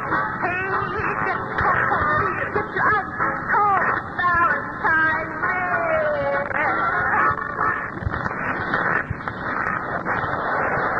And hear this. Valentine beer is the crisp kind of light with true lager flavor. The largest selling beer in the East. The last half of the fifth inning coming up. Harry Simpson, Sherman Fowler, and Jim Rivera coming back. The White Sox won the first game by a score of 9-2. Wednesday fourth. Sox coming up with three of them, but one aboard. Sherman Lawson hit a two-run homer and changed the game around. 2-1 New York to 3-2 Chicago, and they took it from there, and he hit a three-run homer in the first inning. Harry Simpson up. Pitch is inside from Ralph Terry. Don Lawson got shelled in the first inning. Bronstad took over for an inning in the third, and Terry came on in the third inning.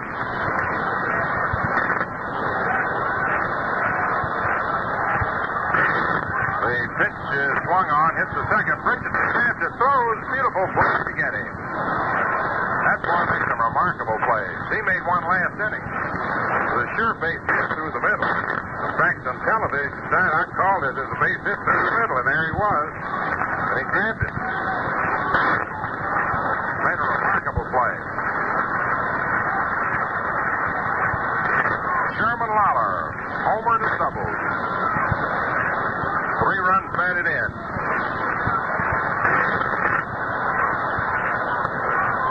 At bat 277, the pitch, low outside, ball one.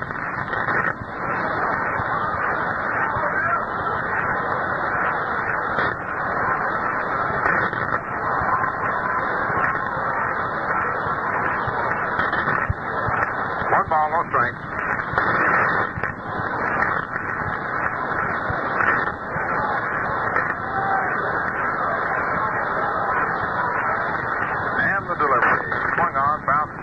Short deep. McDougal throws on over to Skowron.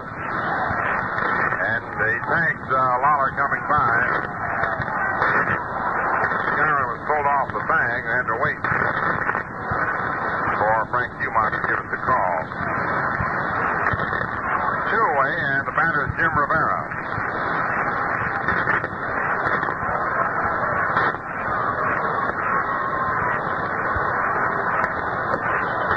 Thanks, Joe.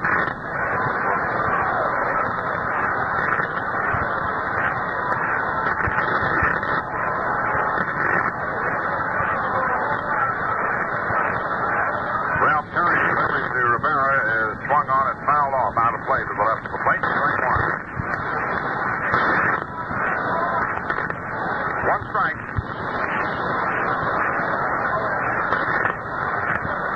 The Yankees have won 2 doubleheaders this year. Split, they lost 4. And at the moment, looks as if they're going to make it 5 that they've lost. They've looked very listless in the second game. First game, they just looked bad in that one inning. 2 pop-ups were dropped and led to a 3-run inning. Outside fastball, and count 1-1.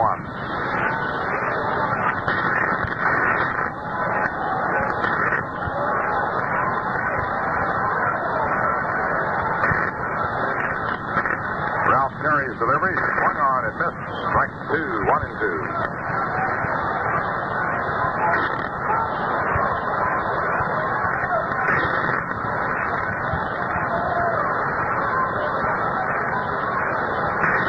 Two strikes. Terry's pitch, fastball inside the belt, and the count is 2-2.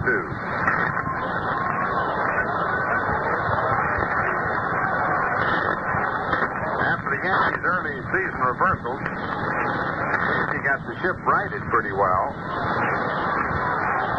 But these last couple of days, taking some windfall out of him. Here's the pitch. Swung and missed. Tried to check it, but couldn't. He's out. And when you figure that the White Sox, after the Yankees won the first game of the series, turned right around and, for one reason or another, including some lusty hitting, defeated Curley, scored, and knocked out Lawson in the first game, the first inning of the second game, and that's supposed to be the Yankees' aces. That makes a big difference. Now, that's the thing that's been bothering Casey lately, to get his pitching straightened out. No runs, no hits, no errors, no one left off. And the score down to 5 innings to play. The White Sox 4, the Yankees nothing. The White Sox 4 runs, 8 hits, no errors, and 5 left on. The Yankees no runs, 1 hit, no errors, and 2 left on.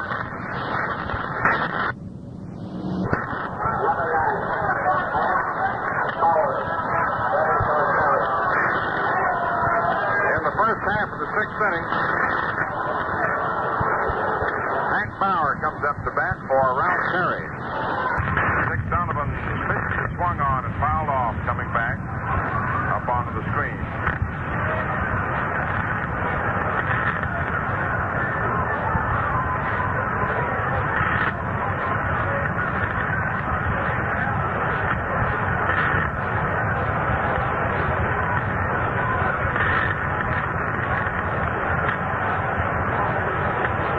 He had 101,604 for this series. 4,321 today, as Bill told you. Donovan pitched to Bauer. It's over the corner for a strike, 0-2.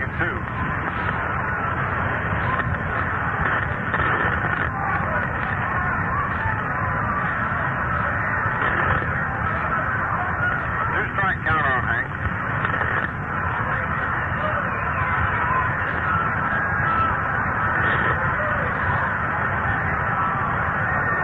Donovan, the next pitch, swung on, grounded. Aparicio up with it, flips on to first in time. One away. Now Ina Slaughter, grounded to second and flies to second.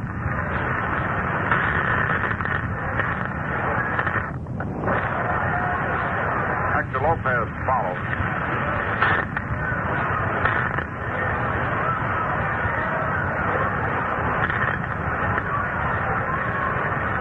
Donovan delivers to Slaughter, and it's in there for a strike.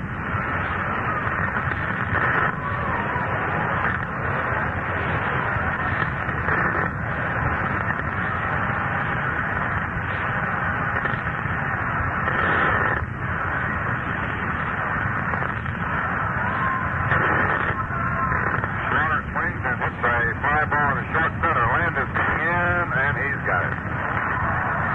2 away. Hector Lopez coming up. Struck out and flying to right. The only base hit the Yankees had was Allen's clean single to right in the second inning.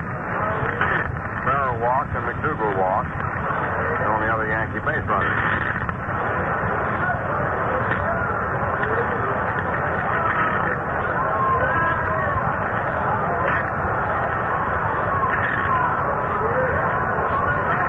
Dick Donovan's pitch. Inside, ball 1.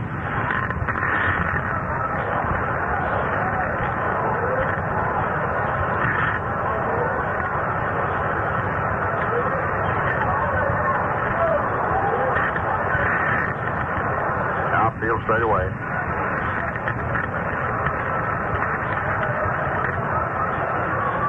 There's the ground ball hit foul. Rossetti. A 1-1 count.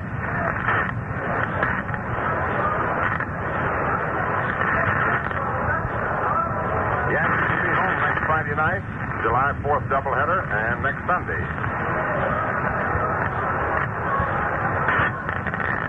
special makeup game on Wednesday night, the 8th, with the Red Sox at the stadium.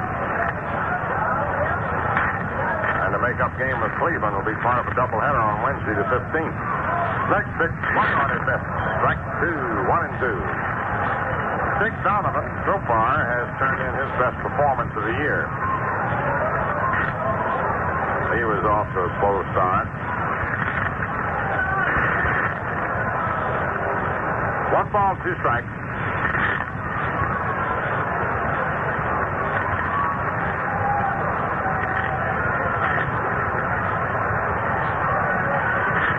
Next pitch, swung on, fouled back out of play.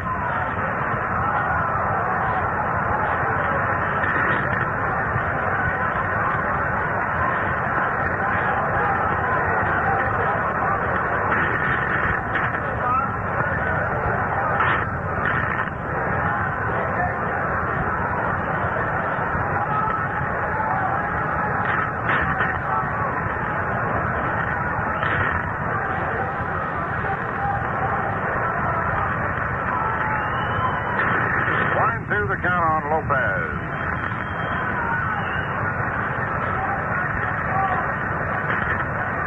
Donovan's delivery. Swung on it. Strike 3. Got him on a breaking pitch. No runs, no hits, no errors, no one left on. Down to 5.5 innings. Chicago 4, New York nothing. Well, we go to the marimba. You like the marimba? It is pretty sound. This tune makes the most of it.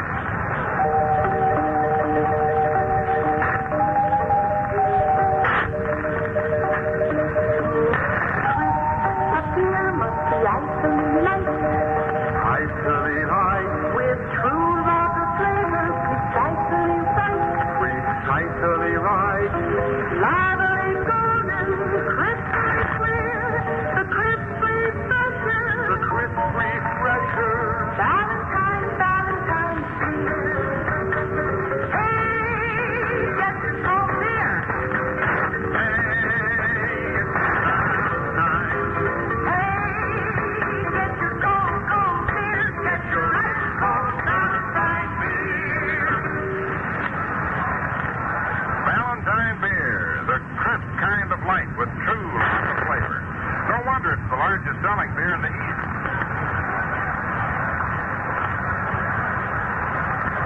Bobby Chance is coming in to pitch for New York.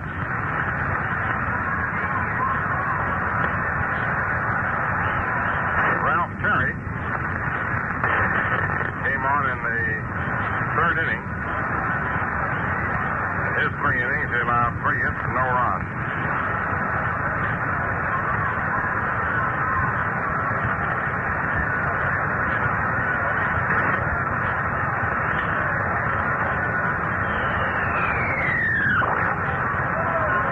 Terry struck out 4-man.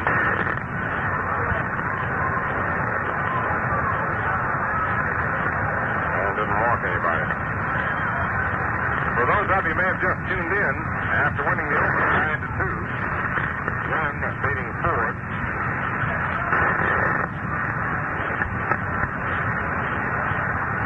The Red Sox jumped on Lawson with Donovan in the 3-1 in the first inning. Left the first one and then 4th inning in the 5th inning off bandstand. Meanwhile, the Yankees have forced exactly 1 hit off Dick Donovan through the first 6 innings.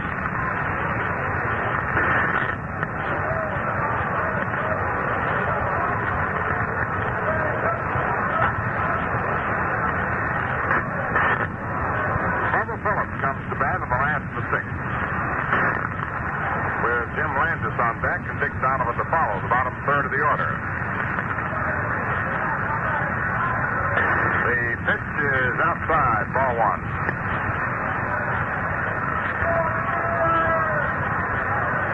One ball, no strikes.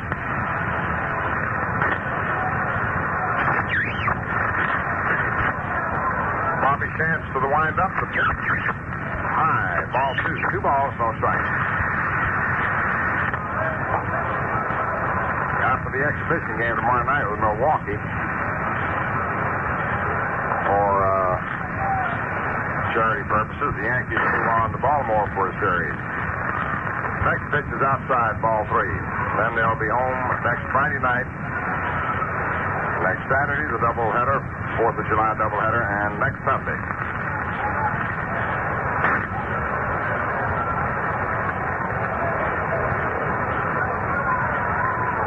The 2-1 pitch. It's bunted foul to the left of the plate. Strike 2. 2-2.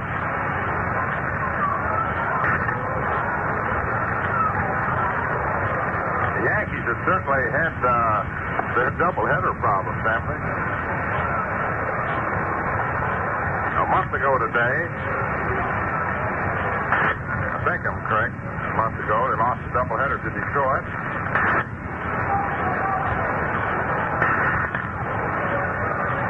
No, it wasn't a month ago, it was the 14th. They lost a doubleheader to Detroit on the 14th, and lost a doubleheader the next Sunday, which was last Sunday, to Cleveland, and they're on the way to losing a doubleheader today to Chicago. That's three of the toughest opponents. The next pitch is hit foul down the third baseline. Can you imagine what even breaks in those 3 doubleheaders would have done to the standings?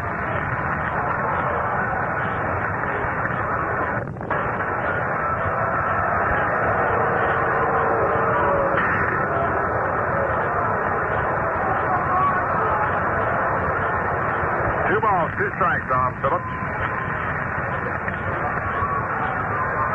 Chance delivers. Phillips takes it outside. Ball 3. 3-2.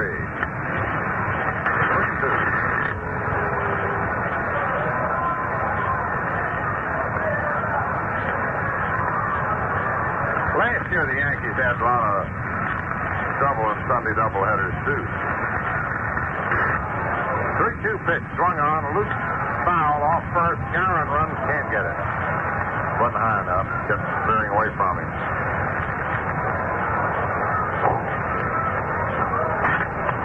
Pete Callison just as busy as a beaver. Do you see figures in your sleep? Honestly, when you go to sleep, you see numbers? What do you see? No. No, what do you see?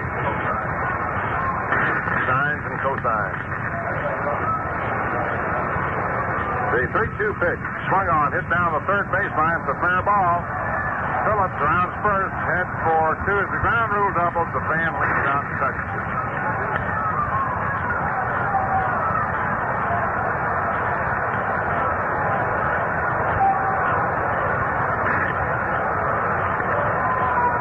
Well, I guess it's hard for a fan not to lean over and touch the ball, but you sure can change the course of games. Ball in play. It's an American League rule. It must be enforced by the club. Here's Jim Landis. Takes high for a ball. The fellow who leaned over and touched the ball probably kept Phillips from a triple. And one of the stadium attendants now has to go over and escort him outside the ballpark. League rule. The pitch to Landis. Swung on, the ground ball hits the short. McDougal up with it. Phillips holds second. The throw to first gets Landis.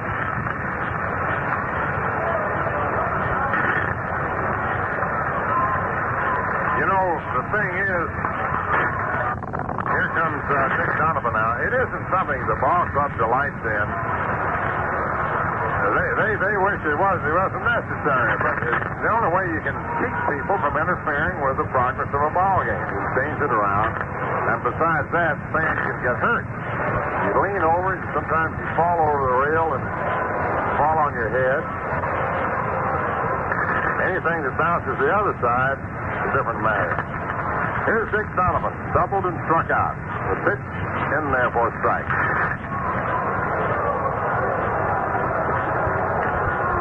So the guilty party is being escorted from the box seat.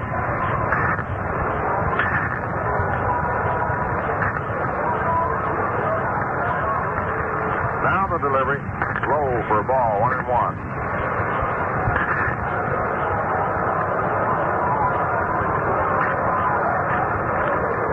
It's any way of knowing which one person would have gotten the ball. The ball club be glad to give him a brand new one.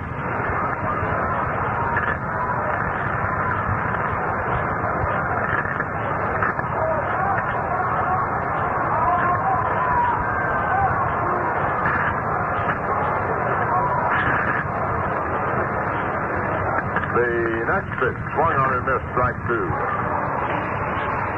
Well, it's understandable why people forget that. It's human nature. But on the other hand, you have to have certain rules to maintain order. The league rules require that. 1 ball, 2 strikes. Phillips leads off second. The pitch to Donovan swung on and missed. Strike three.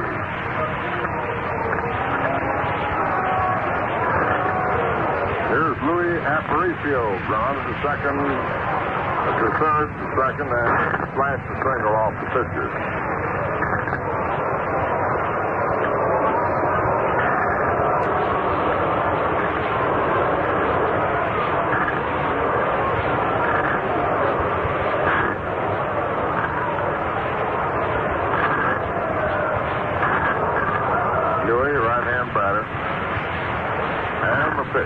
Swung on, hits the third to Lopez. The throw to first in time, and that retires the side. Peter Tripp plays New York's top 40 best-selling records every day from 5 to 8 on this program. Your hits of the week. This is WMGM New York, 1050 on your dial.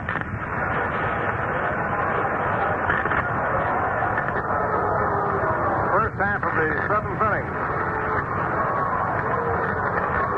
Sebring and Skara. Mantle 0-2, and he has re-injured apparently his ankle as we watch him batting. Donovan swung on and fouled off to the left of the plate, out of play. Strike one. Hitting .305.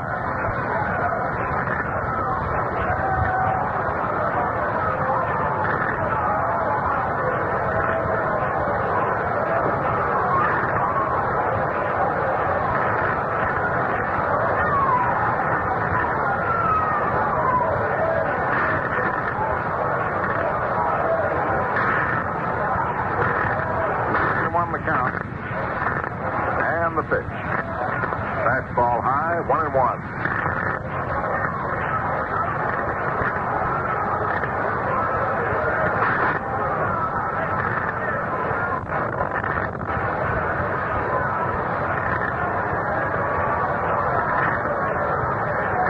The 1-1 pitch. Inside, ball two. Mickey trying to duck away, limps back. I don't know whether he hurt his knee or that ankle. I'm trying to think when he did it. I know first game he tried to steal, and he had beaten the throw, but he bounced off of the bag. He didn't fly, and Aparicio tagged as he lost his balance momentarily. The 2-1 pitch swung on to high fly ball to left field. Rivera getting under it and makes the catch. Mantle is retired. So I'm just wondering whether he intended to slide and didn't slide, or made up his mind, or the indecision. But somewhere along in there, he hurt himself, and it could have been there when he tried to steal. He bounced off the bag, he might have intended to slide and changed his mind when he was standing up. Norm Sebring grounded to short and grounded to first, hitting .263. Delivery in there, strike one. 4-0 favor of the White Sox, who won the opener 9-2.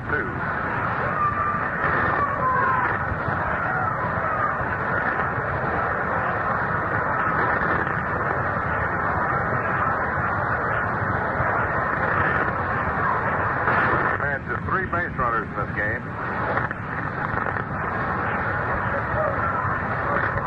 Donovan flips and Sebring takes it outside. The count's 1-1.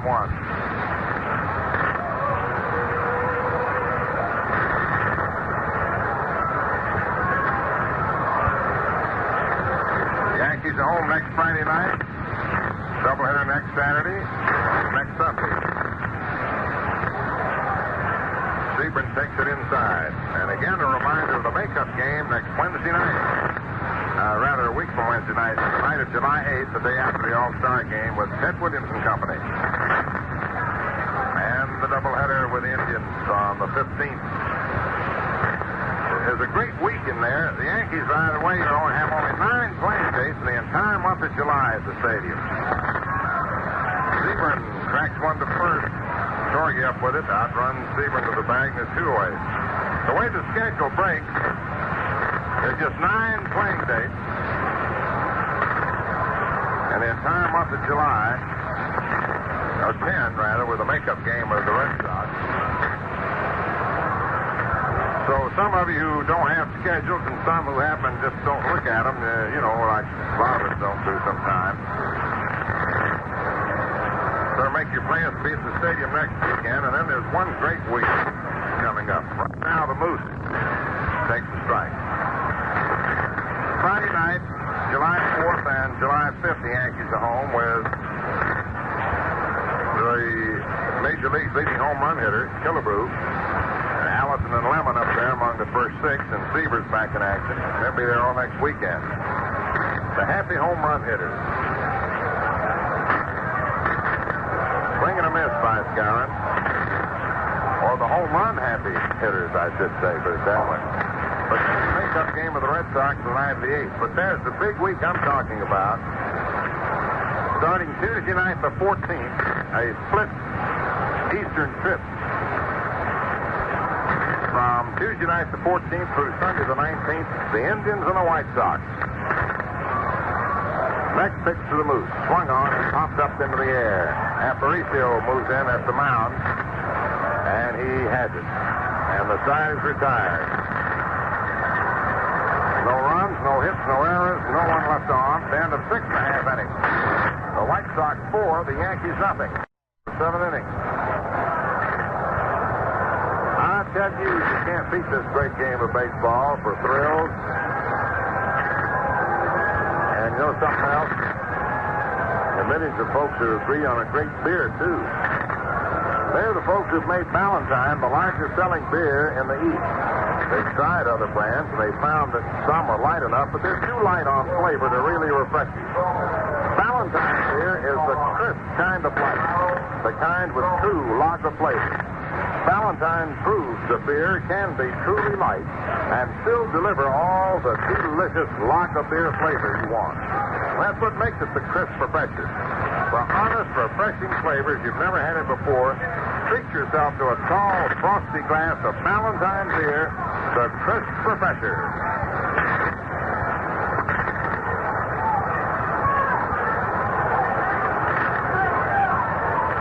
In the last half of the 7th inning, Nelson Fox, Earl Torkelson, and Harry Simpson will be the first 3 men up.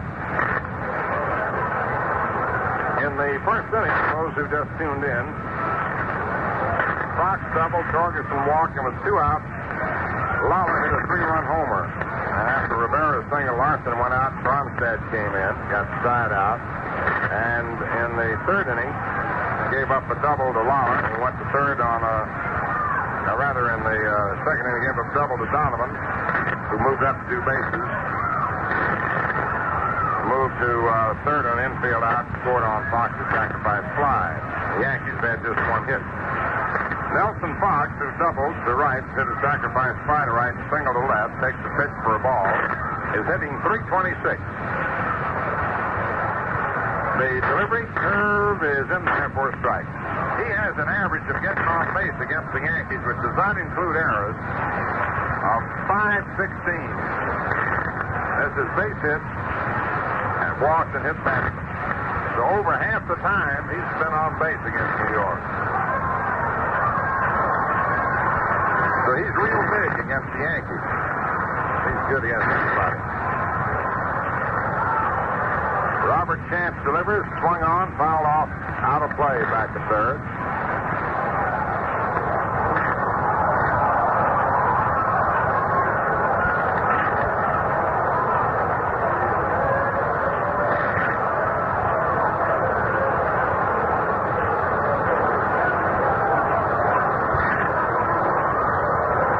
One ball, 2 strikes.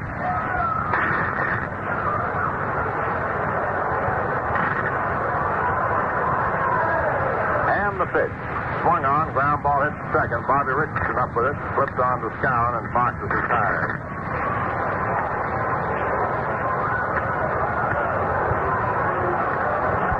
Twins beat Whitey Ford in the first game 9-2. Although it was a better ball game than that tended to indicate for the most part. The Yankees led 2-1 going to the last of the sixth. When Johnny Blanchard let Fox's fly ball drop for what was scored a double. Earl Torgerson takes inside. So Whitey Ford went to work with a runner on second and nobody out. Lawler hit a two-run homer. And Batty hit a two-run homer in the inning. And the White Sox were off and running, and they got 4 more the next inning off Jim Coke. Cargate takes the curveball in there, strike one. And Lawler's 3-run homer today. Yankees have been victimized by homers yet in the days. Simpson's 2-out grand slammer in the 8th inning yesterday won the game for Chicago. Pitch is swung on and fouled off back to first, and it's out of play.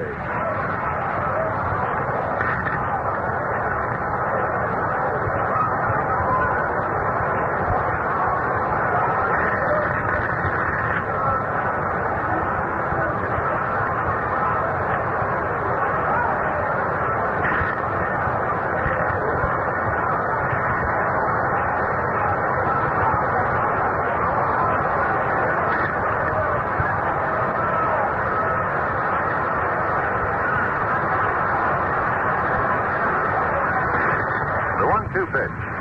Swung on and missed. Strike 3.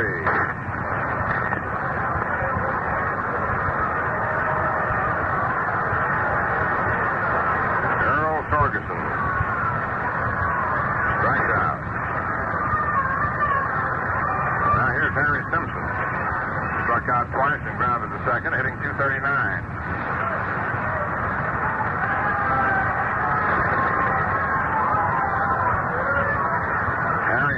Misses, strike one.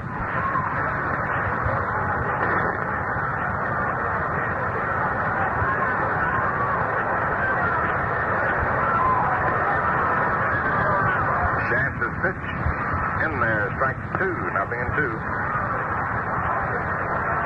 Bobby's looked pretty good lately. And the next delivery, swung on, looped on into left field. Norm Seaburn moving under it. Cash. Drives retired. No runs, no hits, no errors, no one left on. At the end of 7 innings,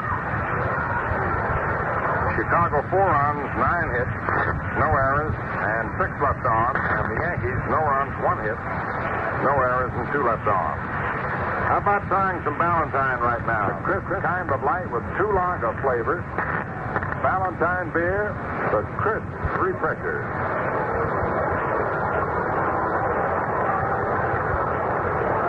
We will be televising the game from Baltimore Tuesday night. Radio tomorrow night from Milwaukee.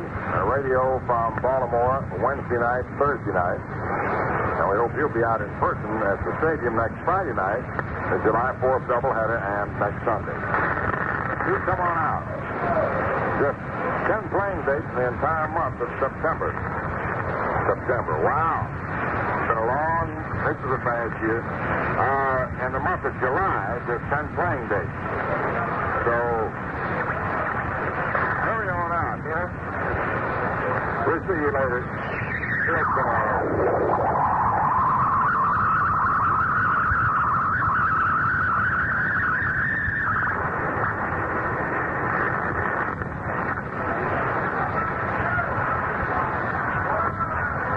Well, the Yankees only have 2 innings to do it.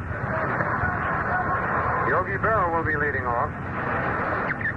Yogi walked and struck out. 0 for 1 in this second game.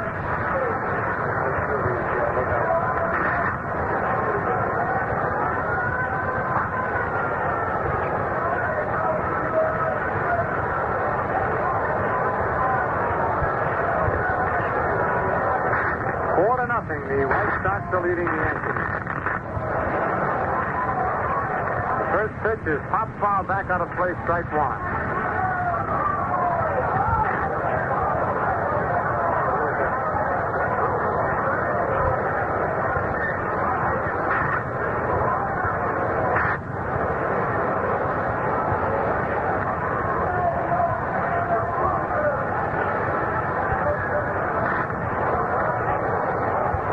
strike pitch is hit deep to right field, way back there.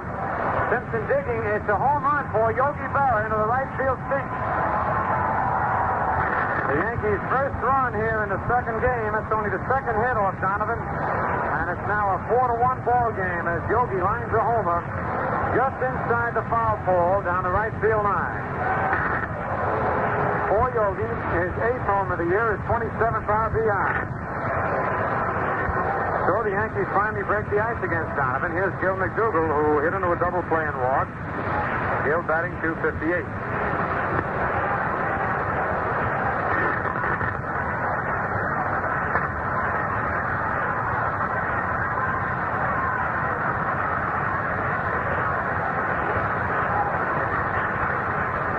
Ground ball is short. Aparicio up on the big hop. Over to Torgerson, one away.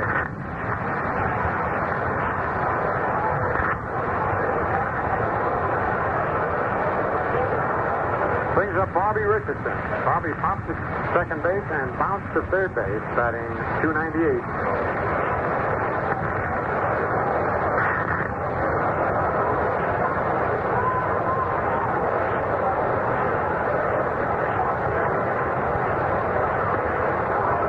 And call. At the plate, Richardson wants to get set. And the Yankees are calling Johnny Blanchard in from the bullpen. And it looks like Blanchard will be batting for Bobby Shan. Johnny Blanchard is coming in from the bullpen. All right, he's in the Yankee dugout now. Richardson steps back in the batter's box. One out, nobody on. One run in. Yogi's homer. It's a 4-1 ball game in favor of the White Sox. Sox won the first game 9-2. Pitch to Richardson is a curve over, strike one call.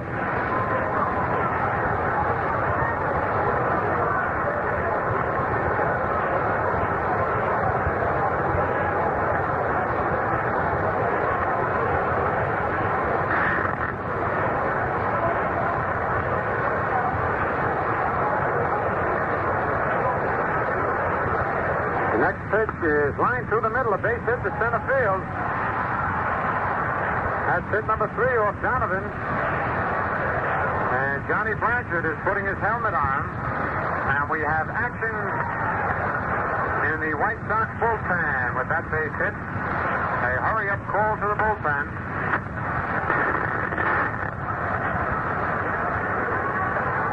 Jerry Staley is up.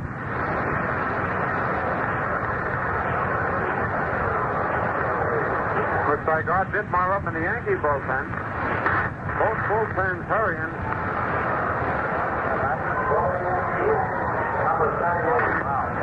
Kirk Long and Jerry Staley up for the White Sox. Art Dittmar up for the Yankees in the bullpen. And here's Johnny Blanchard batting for Bobby Shan. Here's the stretch. The pitch to Blanchard is a curve low, ball 1. Blanchard played the first game out in right field and was 1 for 5. He's batting .214.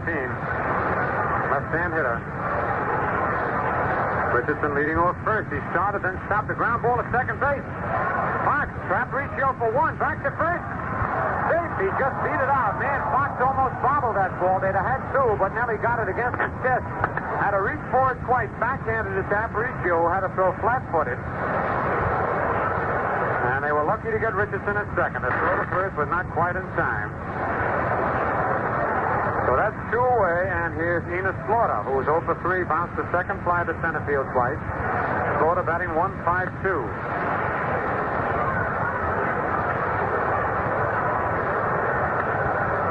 Richardson wanted to go that time, and had he gone, he'd have beaten the throw to second. The Yankees would have had a rally going. 2 out. Blanchard at first. Slaughter swing.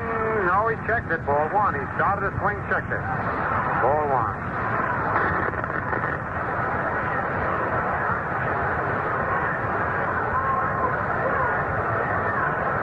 Ryan Duran is up in the Yankee bullpen, too. Jim Pisoni is going out to run for Blanchard. Jim Pisoni. put in a run for Johnny Blanchard. Running for Blanchard. One ball on Enos Slaughter with 2 outs. Tony running for Blanchard at first. Here's the stretch by Donovan. Pitch is popped in the air to straightaway center field. Landers, plenty of room to roam. Coming in under it. Makes the catch for out number 3. So for the Yankees in the top of the 8th, they get 1 run anyway on Berra's homer. 2 base hits. No White Sox there is 1 man left. Score at the end of 7.5 innings of play. The White Sox 4 and the Yankees 1. Smooth and stylish. That's Tommy Edwards of MGM Records. Now let's listen to him.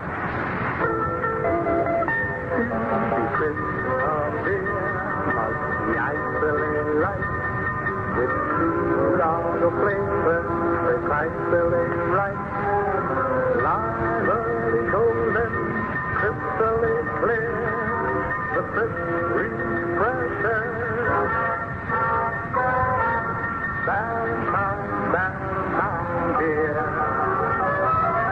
Hey, get the cold beer. Hey, get the Valentine. Hey, get the cold beer. Get your ice cold Valentine beer.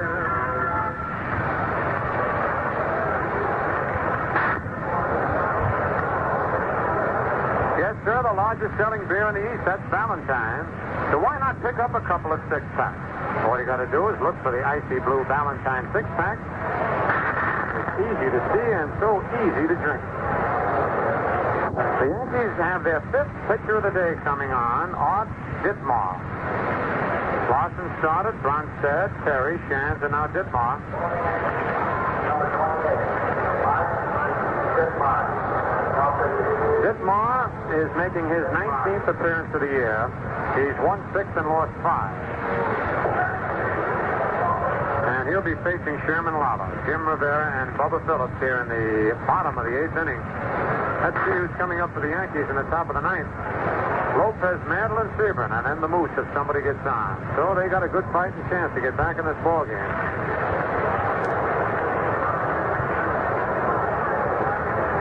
Only one other game going on right now. St. Louis at Cincinnati playing their second game, and the Cards are leading that 9-0. All the other games are over. The Indians, who lead the league, took 2 today from the Red Sox. So the White Sox have to win 2 to stay even, and if the Yankees drop this one, they'll lose 2 full games to the Indians and be 4 full games behind them.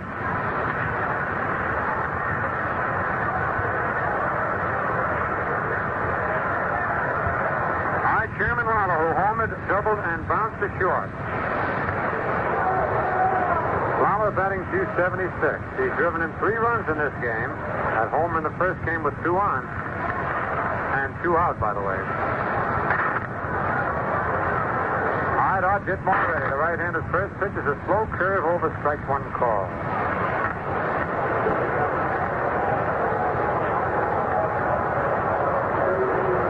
Ditmar set. Another slow curve. This one high. 1-1 to count.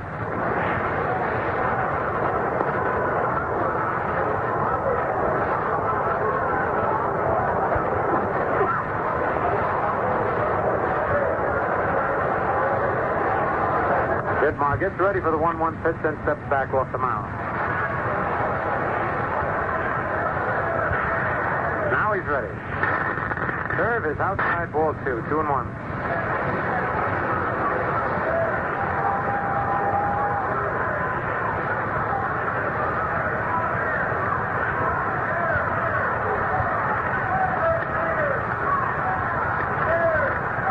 Pitch is hit slowly down the third baseline, foul.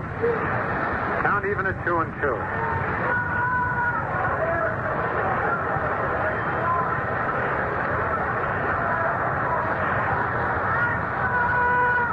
balls, 2 strikes, nobody out. Nobody on in the bottom of the 8th. Jump back, leading 3 runs. We got starting and round Sanderson up. Change At the ground ball, backhanded by McDougal. The long throw to first in time to get Lawler. A nice play by Gill, who took a base hit away from Sherman Lawler.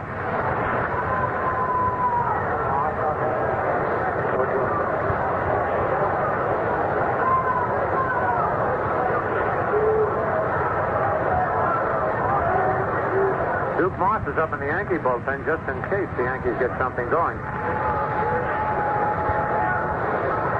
Billy Pierce is up in the White Sox bullpen, and Barry Lattman. Here's a pitch to Rivera. It's a curve over, strike one called. Rivera has single to center, fly to right, and struck out. Jim batting .288. One out, nobody on. Changeup is hit on the ground at second base. Richardson in fast up with a throw to Scowen, 2 away. 2 out, here's Bubba Phillips. Bubba's 2 for 3 this game. A single, a double, and a bounce out to second base. Phillips batting .280.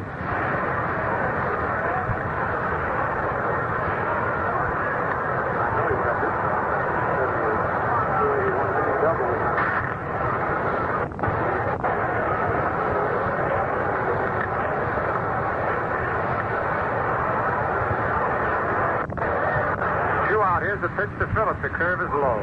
Ball 1. Bubba Phillips batting .283.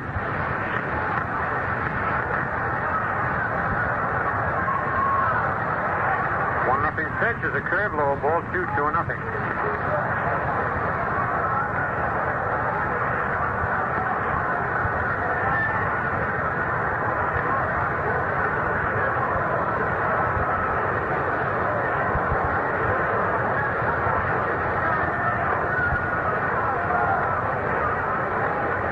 Ball low, ball 3.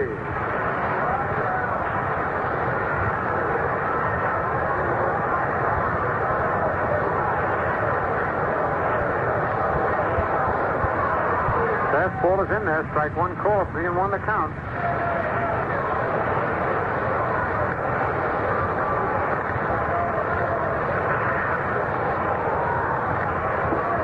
Ball 4, he lost him.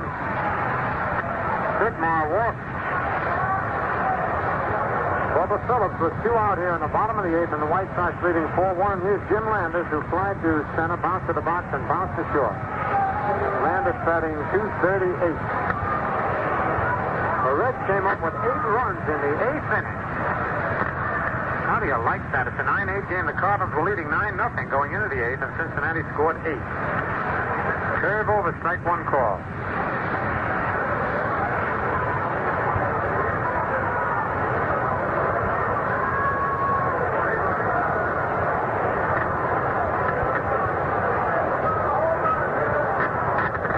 Stretch. Changeup is outside. 1-1 the count.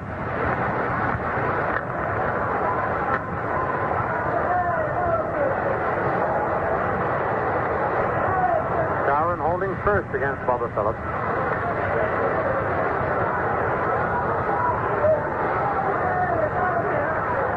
Here's the stretch. Throw to first. Phillips dives back head first. He looked like he might be ready to go.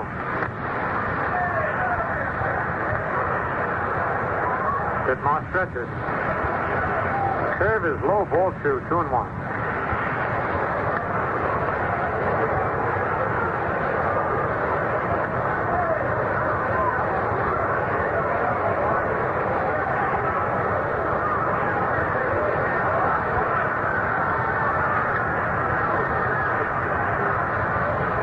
Here's the stretch.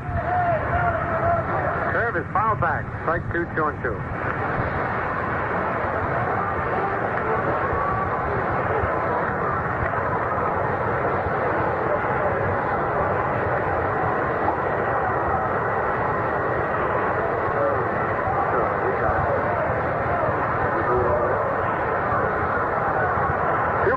Strikes, 2 out. Bubba Phillips leading off first base. Here's the stretch. Curve is fouled back. Landis has a light.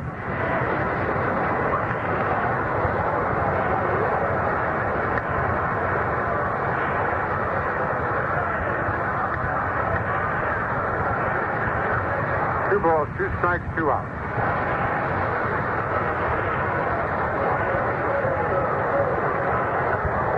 2-2 pitch is ball 3. He checked the swing in time. Full count on Landis.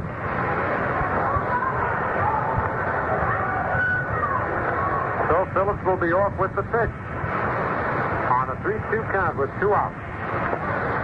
White Sox lead 4-1 here in the bottom of the 8th.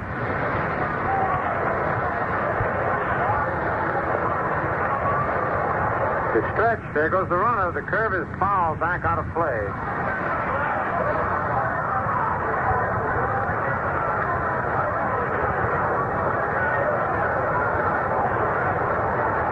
Three balls, 2 strikes, and 2 outs. The pitch is popped foul. Yogi's coming back under it and makes the catch for out number 3. So for the White Sox, in the bottom of the 8th, no runs, no hits, no Yankee errors, 1 man left. Score at the end of 8 full innings. The White Sox 4 and the Yankees 1. And now let's pause for station identification. For the tops and recorded entertainment, listen to Jerry Marshall's Record Room Mondays through Saturdays from 10 a.m. to 1. This is WMGM New York, 1050 on your dial. Take a final look at the scoreboard. In the American League, Washington defeated Kansas City 7-3. Kemmer the winner, Reed the loser. The Tigers defeated Baltimore 7-2. Marcy the winner, Pappas the loser. Charlie Maxwell had the only homer in the third with 1 on. Cleveland took 2 from the Red Sox, 5-4 in the first game. Perry the winner, Harshman the loser. Ted Williams homered for the Red Sox. Minnie Minoso had one in the third with 2 on for the Indians. In the second game, Herb Score pitched a brilliant 2-hitter, shutting out the Red Sox 1-0. Wills was the loser. Jim Baxter's home in the 7th, the only run of the ball game. In the National League, the Dodgers defeated the Pirates 9-4. McDevitt the winner, Friend the loser. Demeter, Hodges, and Neal all homered for the Dodgers. The Giants shut out the Phillies 6-0. Antonelli all the way the winner. Semprock the loser. Jackie Brandt homered in the 8th. The Cardinals won the Pappas the loser. Charlie Maxwell had the only homer in the third with 1 on. Cleveland took 2 from the Red Sox, 5-4 in the first game. Perry the winner, Harshman the loser. Ted Williams homered for the Red Sox. Minnie Minoso had one in the third with 2 on for the Indians. In the second game, Herb Score pitched a brilliant 2-hitter, shutting out the Red Sox 1-0. Wills was the loser. Jim Baxter's home in the 7th, the only run of the ball game. In the National League, the Dodgers defeated the Pirates 9-4. McDevitt the winner, Friend the loser. Demeter, Hodges, and Neal all homered for the Dodgers. The Giants shut out the Phillies 6-0. Antonelli all the way the winner. Semprock the loser. Jackie Brandt homered in the 8th. The Cardinals won the first game from Cincinnati 9-7. Blaylock the winner. Nussbaum the loser. Bridges and Gray homered for St. Louis. Wiseman had 2, and Frank Robinson won for Cincinnati. In the second game, the Cardinals were leading 9-0 going into the bottom of the 7th, and Cincinnati scored 8 runs. It's 9-8 now playing the 8th inning. Jeff Coat against O'Toole. Jim Pendleton homered in the 7th with 1 on for Cincinnati. And in a single game, Milwaukee over the Cubs 2-1. Juan Pizarro the winner, Hillman the loser. Eddie Matthews had his 23rd in the 4th with nobody on. So the Yankees are down to their last 3 outs. Here's Hector Lopez, who was 0 for 3 in this second game. Struck out twice, slide to right. Takes the curve over, strike 1 call. Lopez batting .296.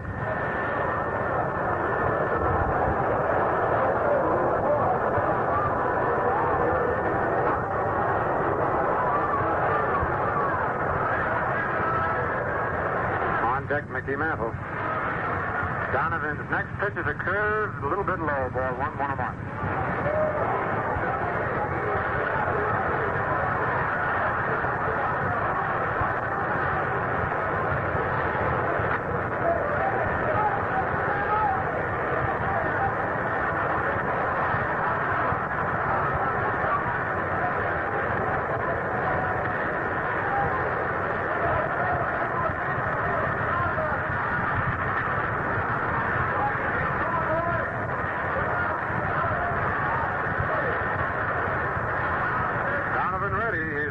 Inside, ball 2-1.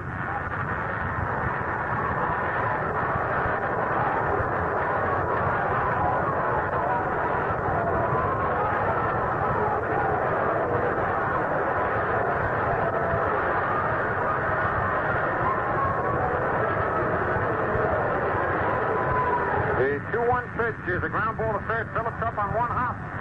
A long throw across the diamond, one away.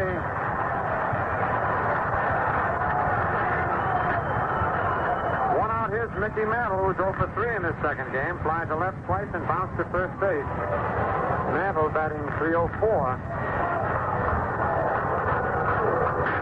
Mickey was not picked on the first All-Star team. He made the second All-Star team. The only Yankee to be picked was Bill Skowron.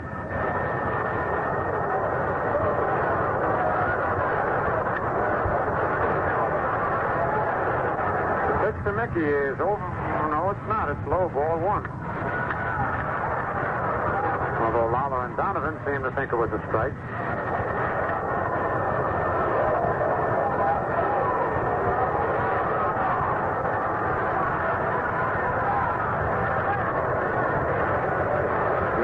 Skowron were the only two Yankees to make the first and second All-Star team. Skowron made the first one, Mantle the second.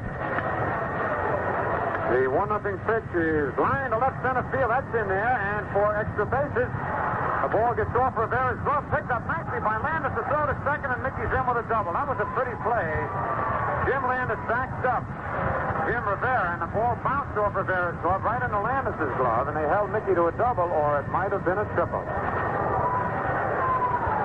So Mantle gets the fourth base hit off Dick Donovan.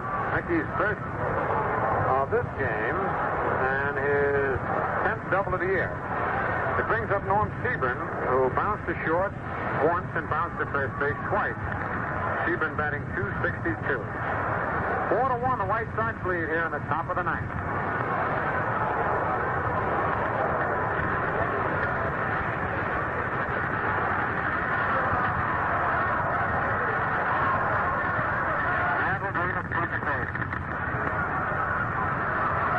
Sebring is inside ball one.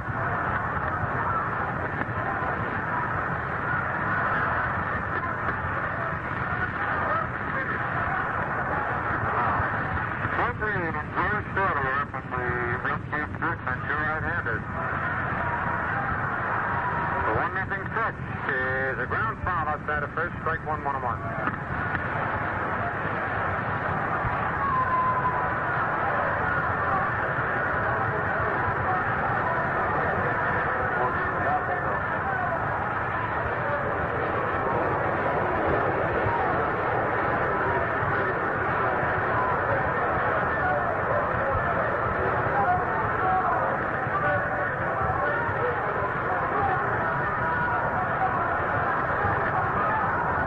The pitch is in there, strike two.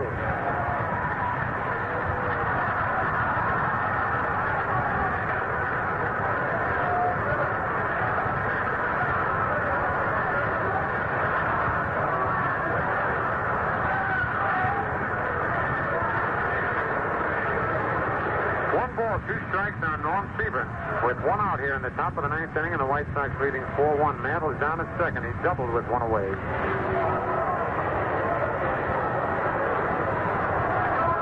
Pitch is fouled back in the upper deck.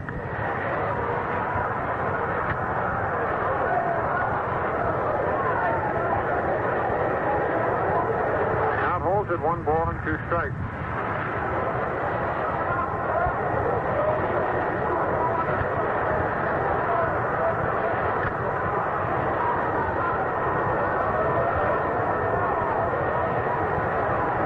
With a new baseball ready out on the mound. The pitch is inside, and the count's even at 2-2. Donovan trying to keep another runner off base because that would bring the tying run to the plate. And he's got Skowron and Berra to follow Sebring. So he's not out of the woods yet.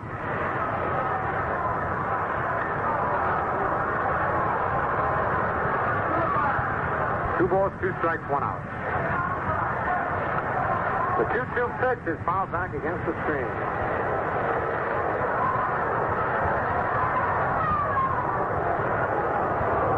Nobody's leaving their seat.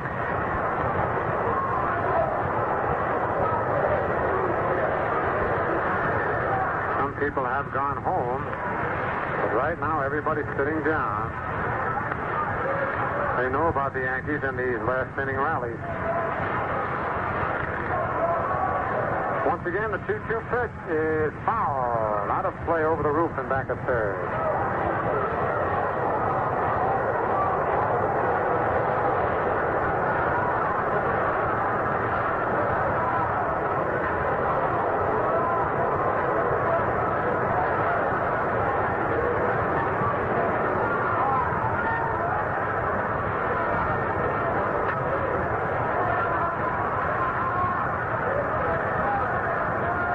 Two strikes, one out.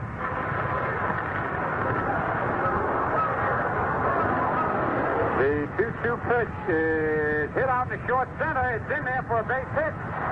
Here comes Mantle in the third base. He comes in. Mantle scores, and it's a 4-2 ball game. As Norm Siebern hit one right off his fist, Mickey went to third base and stopped. He faked going home. Landis didn't bother to throw home. He threw in at second base, so Mickey went right on in. And Stephen will get an RBI. And it's a 4-2 ball game. And here's Bill Skowron, the tying run at home plate with one away. Stephen at first base. And on deck, Yogi Berra. So Donovan has his work cut out for him. Landis could have thrown home to keep Mantle from scoring. Here's the pitch to Skowron. It hits his bat, strike one, as he tries to get out of the way.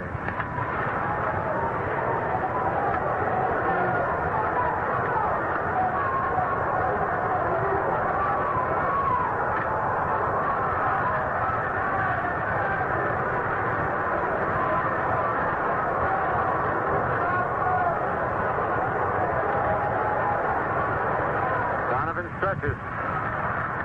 Pitch is high inside, ball 1-1-1.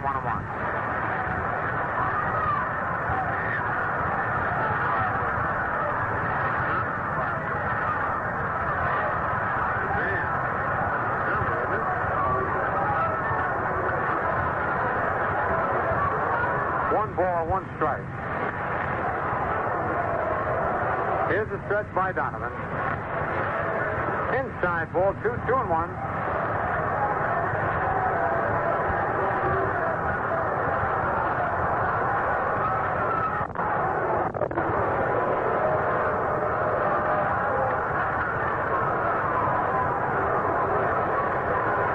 One strike on Skowron. Here's the stretch. The pitch is low outside, ball 3-1. And Yogi has to throw the rosin to Bill Skowron. The Moose realizes he's got Donovan on the spot. Dick might come in with that fastball. Moose wants a pocket. He can tie up the score here with a long blast. 3-1 the count, one out. 4-2 the White Sox lead. We're in the top of the ninth. The Yankees have already scored one. Stephen is at first. Skowron represents the tying run at the plate.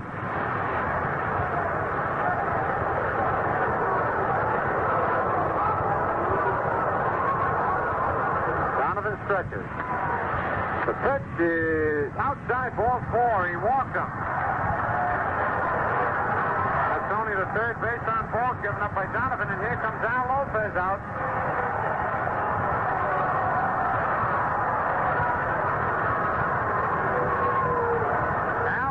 Is coming out, and while he's walking out to the mound, we'll pause for station identification. Ted and the Redheads keep you entertained with chatter, music, news, and weather every morning from 6 to 10 on the Ted Brown Show. This is WMGM New York, 1050 on your dial.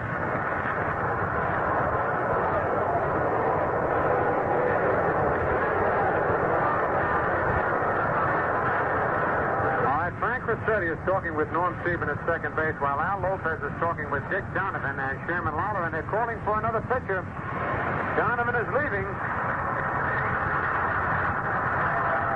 He pitched himself quite a ball game. Had a one-hitter for 7 innings. Gave up a homer to Yogi and a single to Richardson. And then in the ninth inning here, he gave up a double to Mantle, a single to Sebring, a walk to Skowron. He's out of the ball game. He's pitched a total of 8 in the third inning.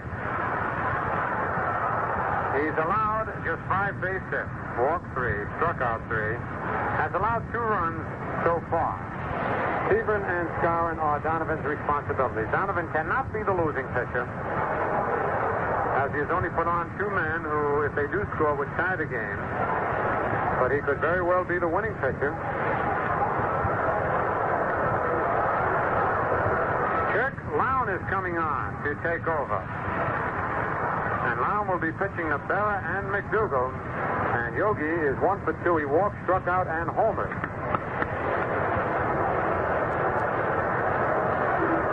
Berra batting .246.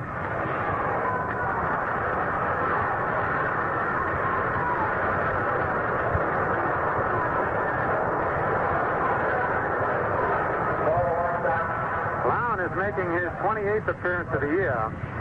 He's been in more games than anyone except Jerry Staley, who has been in 30. Brown has won 3 and lost 2. Has a pretty good earned run average of 3.71. He's third on the White Sox staff. Staley leads with 1.92, followed by Buck Shore, 3.06, and then Long. So the right-hander has his work cut out for him.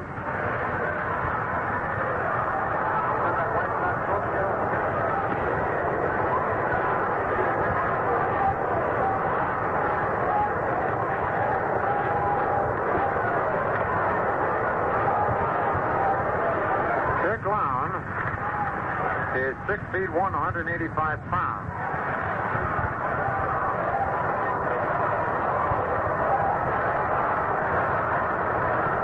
From Pueblo, Colorado. All right, Yogi steps into the batter's box. 4-2, the White Sox lead the Yankees. We're in the top of the ninth. 1 man's out. Sebring at second, Skowron at first. White Sox won the first game 9-2. Here's Lawson into his stretch position. The pitch to Yogi is foul back, strike 1. And Yogi wasn't waiting for anything. He went after that first pitch.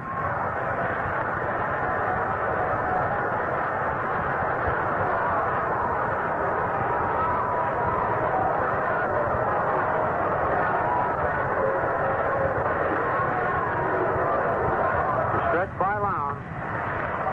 Fastball is hit on the ground at first. Torgerson up with the graces to the bag for the unassisted put-out. Both runners advance, and now the tying run is down at second. Skowron went to second, Sebring to third, and with 2 out, here's Gil McDougal. Gil hit into a double play, walked and bounced to short. McDougal batting .257. He's looking for his first base hit today. He went for the collar in the first game, and he's 0 for 2 in the second game. Tying run is at second base.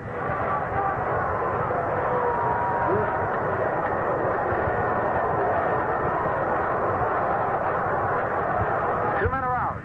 White Sox 4, Yankees 2. Kirk Lawson can hit from his wind-up position now with runners at second and third. Here's the wind-up. The pitch is low outside, ball 1.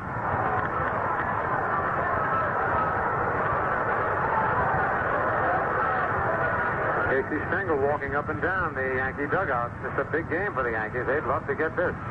Here's the windup. The pitch is just outside, ball 2. 2-0. The Indians have already won 2 games. And they'll pick up at least 1 full game on the Yankees. Even if they split, the Yankees lose, they'll be 4 full games behind the Indians. Here's the windup. The pitch is strike 1 as Gil went after the changeup curve and didn't get it. 2-1 the count. Ryan Duran is up in the Yankee bullpen. Should the Yankees tie it up, the big fireballer will come in. Jerry Staley is up in the White Sox bullpen. 2 balls, 1 strike on McDougal. A windup. The curve is hit high in the air to short right center. Simpson calling for it and makes the catch. The ball game is over, and the White Sox sweep a doubleheader for the Yankees in the top of the ninth. 1 run. White Sox there is 2 men left. And while Joe Ripley gets the totals, we sure hope you enjoyed this doubleheader. But now I'm going to help myself to something I know you'll enjoy, the Crisp Refresher Valentine beer. The crisp kind of light with true lager flavor. And that's Valentine. No wonder it's the largest selling beer in the East. Here are the totals. For the White Sox, 4 runs, 9 hits, no errors, 7 men left. For the Yankees, 2 runs, 5 hits, no errors, and 5 men left. The winning pitcher, Dick Donovan, who was 1-5 and lost 5. The loser, Don Lawson, who was 1-6 and lost 2. Again, the home runs were a big thing in this game, as Lala hit a 3-run homer in the first inning, and in the second inning, after Donovan doubled, he went to third on a ground ball and scored on Fox's sacrifice fly. That was all the scoring for the White Sox. The Yankees scored 1 on the 8th on Berra's solo homer, and 1 on the 9th, had a chance to tie it, but McDougal flied out to end the game. The Yankees dropped the first game 9-2 when the White Sox came up with 4 more homers, and Norm Stevens' home run with Lopez on were the only 2 runs for the Yankees. Well, we'll have another game in the 13th straight year of baseball in Valentine when the Yankees meet the Milwaukee Braves tomorrow night. Once again, Mel Allen and I will be on hand. Same station, of course, at 8:55 p.m. This broadcast was brought to you by courtesy of P. Valentine & Sons, Newark, New Jersey, and R.J. Reynolds Tobacco Company in cooperation with Sports Network and by authority of the Yankees. It was intended solely for the private enjoyment of you, our listening audience. Any rebroadcast or other use of this play-by-play description without the express consent of the Yankees is prohibited. Now, this is Phil Rizzuto saying so long for Mel Allen, Joe Ripley, and Pappy Durkin, and for Valentine Beer, the Crisp Refresher. And, of course, for Winston, the only filter cigarette with filter blend up front. So be sure to look for the famous 3-ring sign and ask the man for Valentine Beer. Once again, the final scores in the first game, White Sox 9, Yankees 2. In the second game, White Sox 4, Yankees 2. So long, everybody.